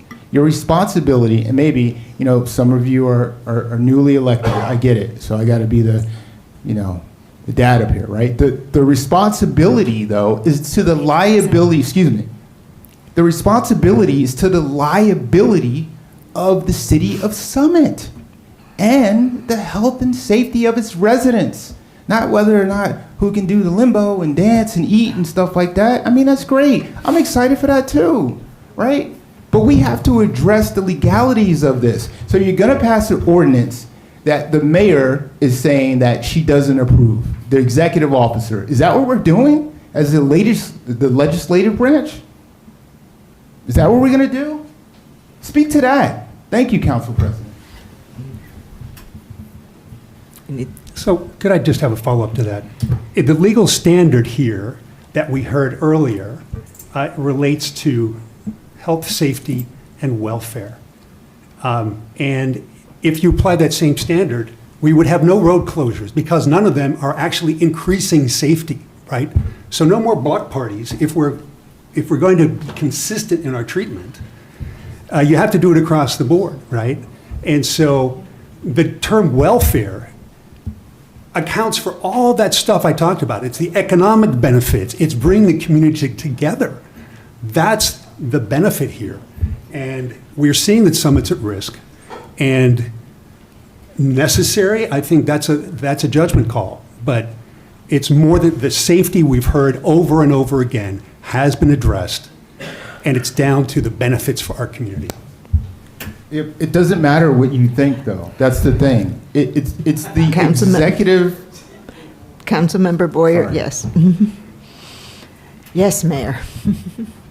In response to Councilman Crisafulli's comment about block parties and things like that, is this statute, this refers to road closures over a certain duration, is that correct? City Solicitor? So the requirement for the certification of the engineer is for road closures over 48 hours, and same thing with the DOT approval. Okay, so it's a different conversation. Just wanted to be clear. And I also have some other things to say, so if I may. I will try to not say the same thing over and over again. Thank you. But I do want to say that I have suggested alternatives that wouldn't require closing a main thoroughfare to achieve the stated goals, which I think we can all agree are wonderful. Bring people together, drive foot traffic to downtown, create a vibe. I'm all about a vibe. I like partying, whatever. I want to be out there. I'm a people person. So I loved sitting on Maple Street when it was closed, but we're in a different time now. And I have suggested, Councilman Crisafulli, we had coffee a couple weeks ago, and I said, I have some other ideas about how we could accomplish this we could eliminate all of the conversations that we had tonight for the last 3 hours about safety by entertaining alternatives. I said this to Council President a year ago. There are ways to do this, ways to create this cool, place that, like, maybe other towns would look at and say, wow, I'd like to emulate that. It's so cool. And none of my suggestions were ever considered. In fact, I would argue they were ignored. So I kind of feel like and to Bob's point, why Maple Street? Why does it have to be Maple Street? Why can't it be somewhere else? Why couldn't it be the Bank Street parking lot Friday, Saturday, Sunday? And I have some ideas. I've shared them with Councilman Crisafulli, shared them with the Safety Committee, actually, in brief.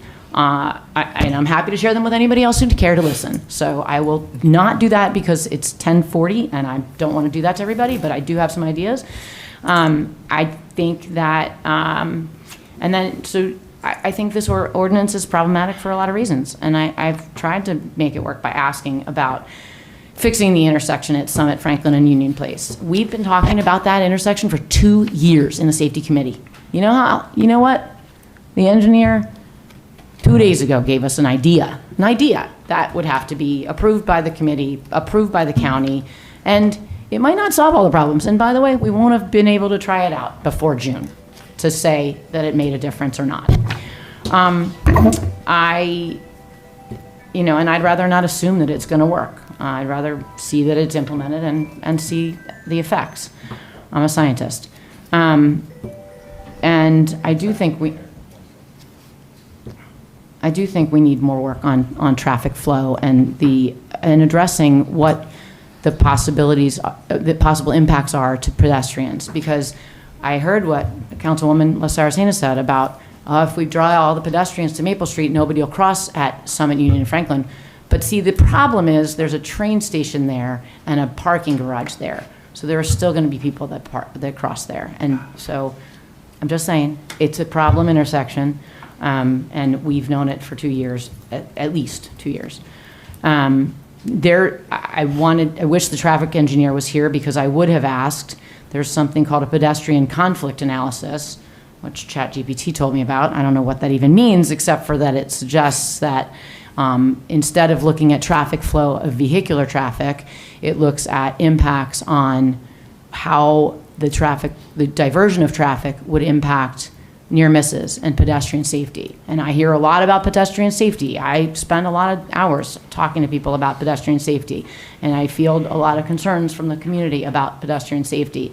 And so I think that is something that we haven't heard addressed, and I don't think that it's really something that it's trial and error. We should have better data about this. I haven't seen anything, and so I'll go back to, can we deem this necessary? And I would argue, I would love to see the studies that Councilwoman La Saracena noted, but again, I'm not sure that it's necessary to preserve mental health and wellness, because I've already stated that. I will not repeat myself there, but our public safety officials haven't given anything in writing to say, yeah, this all looks great, perfect, I sign off on this, and yay, it's going to be awesome, and everybody's going to be safer. And they won't say that. They won't say it's safer. They say they can do their jobs because that's what they do. They work in a dynamic environment. I've heard it. I understand that. But I think we're putting our residents in a place that's not necessary.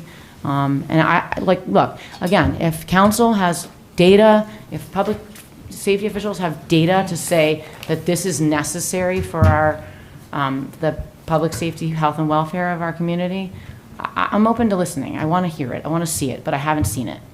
I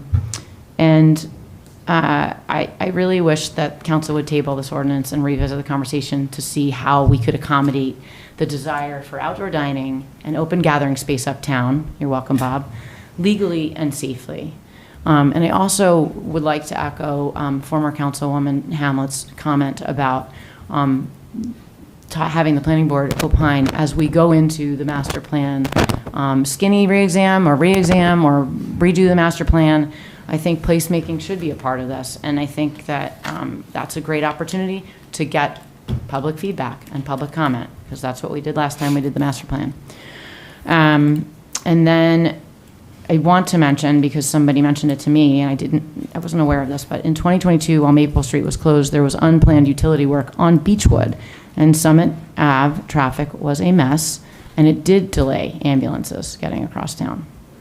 And then I know somebody mentioned the irony of insisting on cameras for kids playing sports, but under adult supervision, but not for adults drinking alcohol outdoors, sort of hard to ignore. And then there are two more points, and then I will let everybody, I'll yield the floor. But I have said this many times, just because people want something doesn't mean it's the right thing to do, okay? We need to do things legally and safely. That's our charge as elected officials. And parenting is hard. Sometimes you have to say no, even though you want to do the thing, okay? So I have done this many times. I got 4 kids. I've said no a lot of times, even though I wanted to do the thing. I just think we have to keep people safe. We have to do things legally, and I don't think that we've done enough homework. I don't think enough homework has been done around this, and I would hate to put the city at risk by barreling forward without the necessary supporting studies and documentation. And it sounds as if there will be lawsuits if it passes. So, and then lastly, I just want to make sure that, two things. One, on the record, I want to say, I want to understand if this does go through and somehow you guys figure out a way to go around me and whatever, or not even go around me, but just get it done. What happens to the non-restaurant tables and who's enforcing, how do we enforce alcohol or not allow alcohol there because they don't have an alcohol license and you can't drink in public? Something that needs to be addressed. And then lastly, I've said this to almost everybody sitting on this dais, and I think it's really, really important to me that if we do this, if this street gets closed this season, because we're talking just about this summer, and I heard that, and I appreciate that, I go back to my scientist background, and I will say outcomes are important, and I've said it to each of you. I implore you to have this conversation now before the first table goes out there. What are we measuring? Are we measuring pedestrian safety, and how? Are we measuring successful in businesses? How? Are we measuring foot traffic? How? Tell me how we're going to evaluate this road closure and honestly tell the people next year when we have the same conversation that this was a success. Thank you. Thank you. I'm 2 seconds.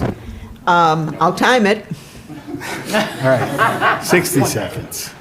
I just want to thank Dan for clearing the record and letting everybody know he wasn't trying to impugn my character, because when he seemed to accuse me of making Aaron quit and then in the next breath accused Republicans of taking payoffs to stop outdoor dining, I wasn't sure. But thank you for clearing the record on that. We're done. Thanks, Bob.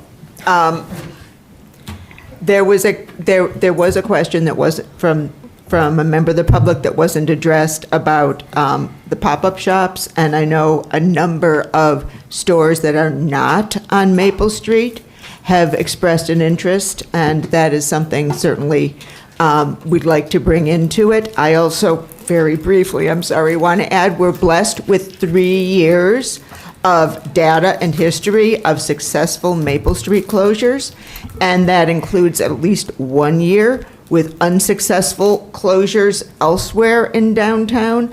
I know as Banks, there was an attempt to do something similar on the Bank Street parking lot, and nobody came.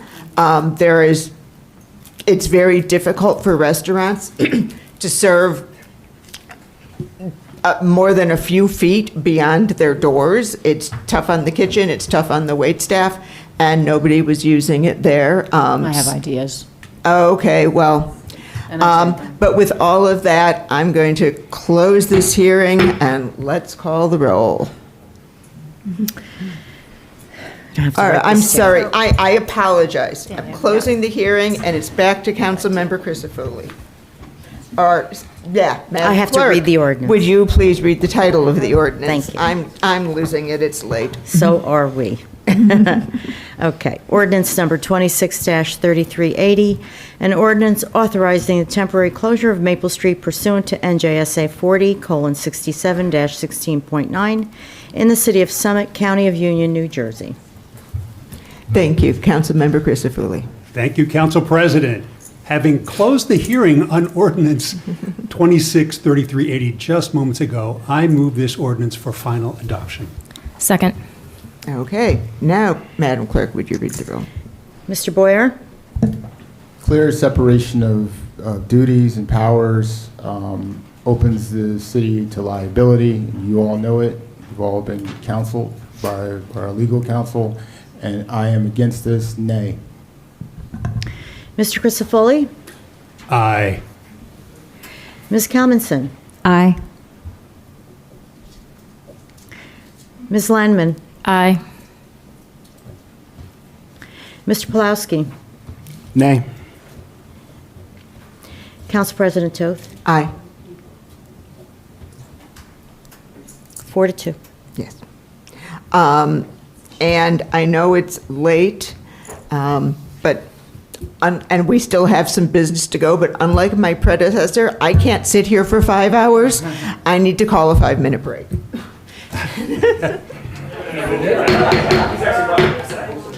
Okay, can we get back to this? And we're going to see, we're going to see if we can set a new road test record. City solicitor informs me that if a council member makes a motion, we can bundle every single resolution together unless somebody wants one pulled out. So moved. Second. Okay. Look at us all agreeing. We agree on almost everything. Totally kidding. Okay, all in favor? Aye. Any opposed? Okay. That means it is time for Okay. Council President, you should have probably given the opportunity. to Oh, count. yes, okay, I am so sorry. Yes, the public, is there anyone who would have said something about one of the resolutions? I'm so sorry. I am so sorry, Bonnie Bonnie. Morrison, Rotary Drive. Now, going through here, a lot of these were based on closed session discussions. Mm-hmm. Can we get a little more background on what exactly has just happened? Let's see, like HPC. Okay. I can speak to the finance ones.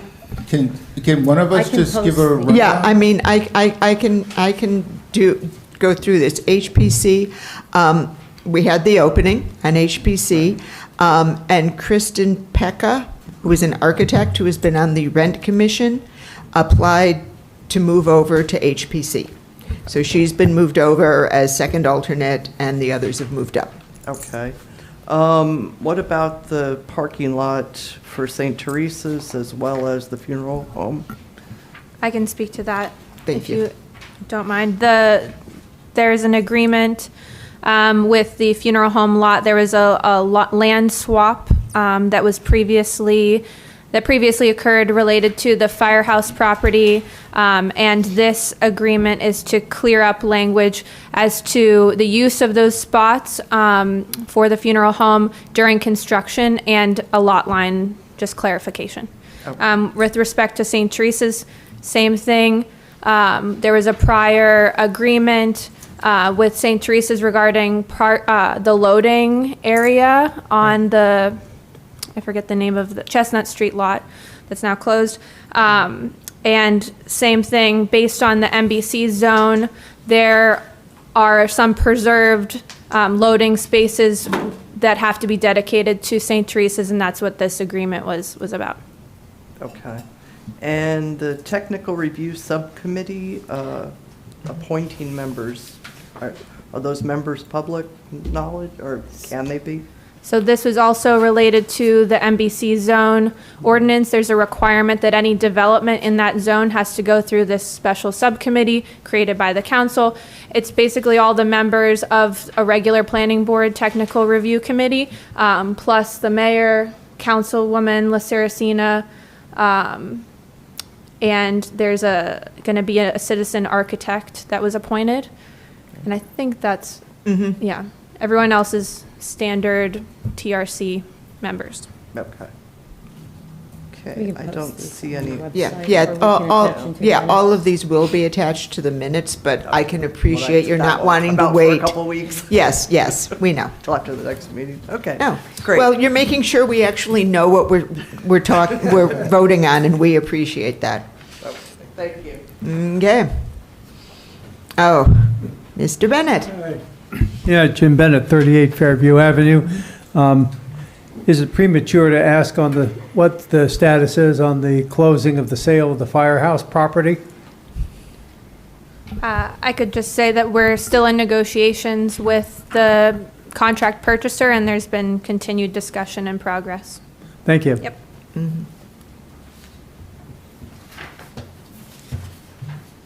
Okay. Oh, good.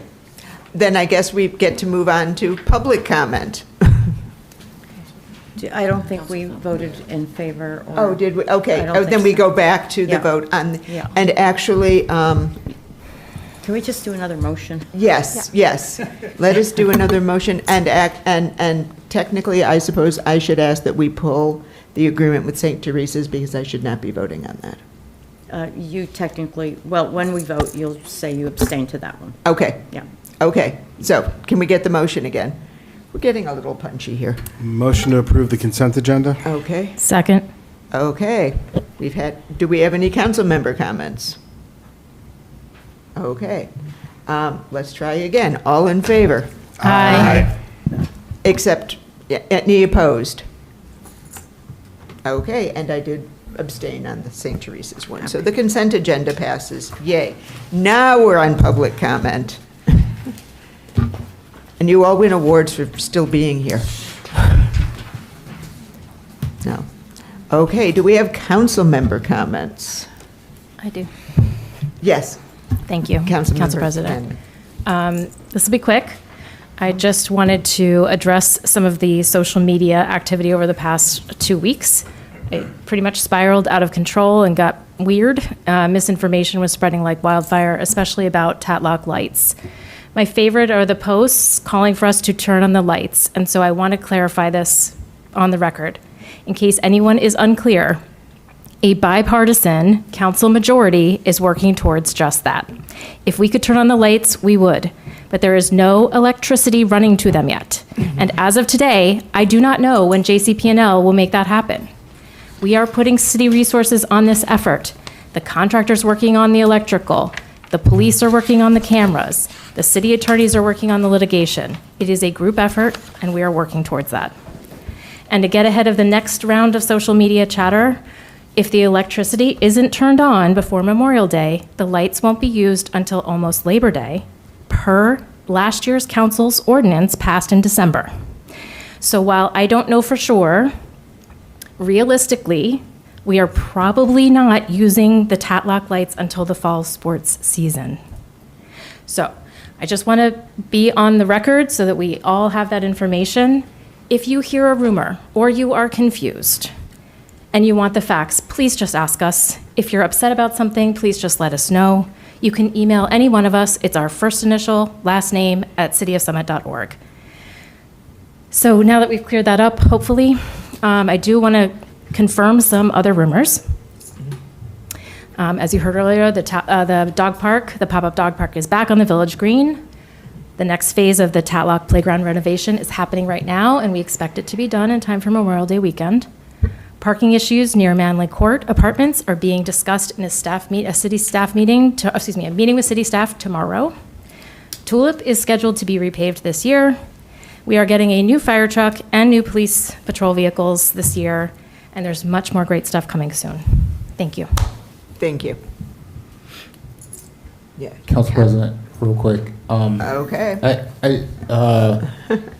Thank you to everyone who donated and sponsored for the Soul Prom. I thought it was absolutely amazing. I didn't go because it was all women. But I dropped some people off, though. Shout out to my wife for going into town and getting donations from like Square Pizza and the Silver Lining and what is Donna's Sweet Nothings. Shantae did a good job. Yeah, it was great. Brought together various different people that had a blast, and just wanted to say that. Thank you, Council President. Okay, thank you. Councilmember Pelosi. Yeah, Chantel hit 2 of the 3. So, but I was never very confident that we would get these lights operational in the spring, but I always was confident that we'd have them up by the fall, and I still think that we will, or operational by the fall and in use. And then I just wanted to thank Ms. Albany's 5th grade class. It was the highlight of the night. Absolutely, thank you. Anybody else? Yes, Councilmember Kalmanson. Thank you, Council President. I just wanted to mention there is a public safety forum hosted by Assemblyman Andrew McCurdy. It's regarding auto theft, and it's Tuesday, May 12th, 6:30 to 8 p.m. at Westfield Town Hall, and the City of Summit will put this on their website if people want to sign up. Thank you. Anybody else? I will just add one little thing. I was so excited on the consent agenda that the Rotary Club will be hosting monthly blood drives at the fire department starting this month, I believe. It'll be the first time. Everyone should give blood if they're able to, and it's a great excuse to go visit the firehouse. So I hope everyone will turn out. And with that, I will entertain a motion to adjourn. So moved. Motion to adjourn? Okay. I've got- Second. All in favor? Aye. Opposed? Thank you.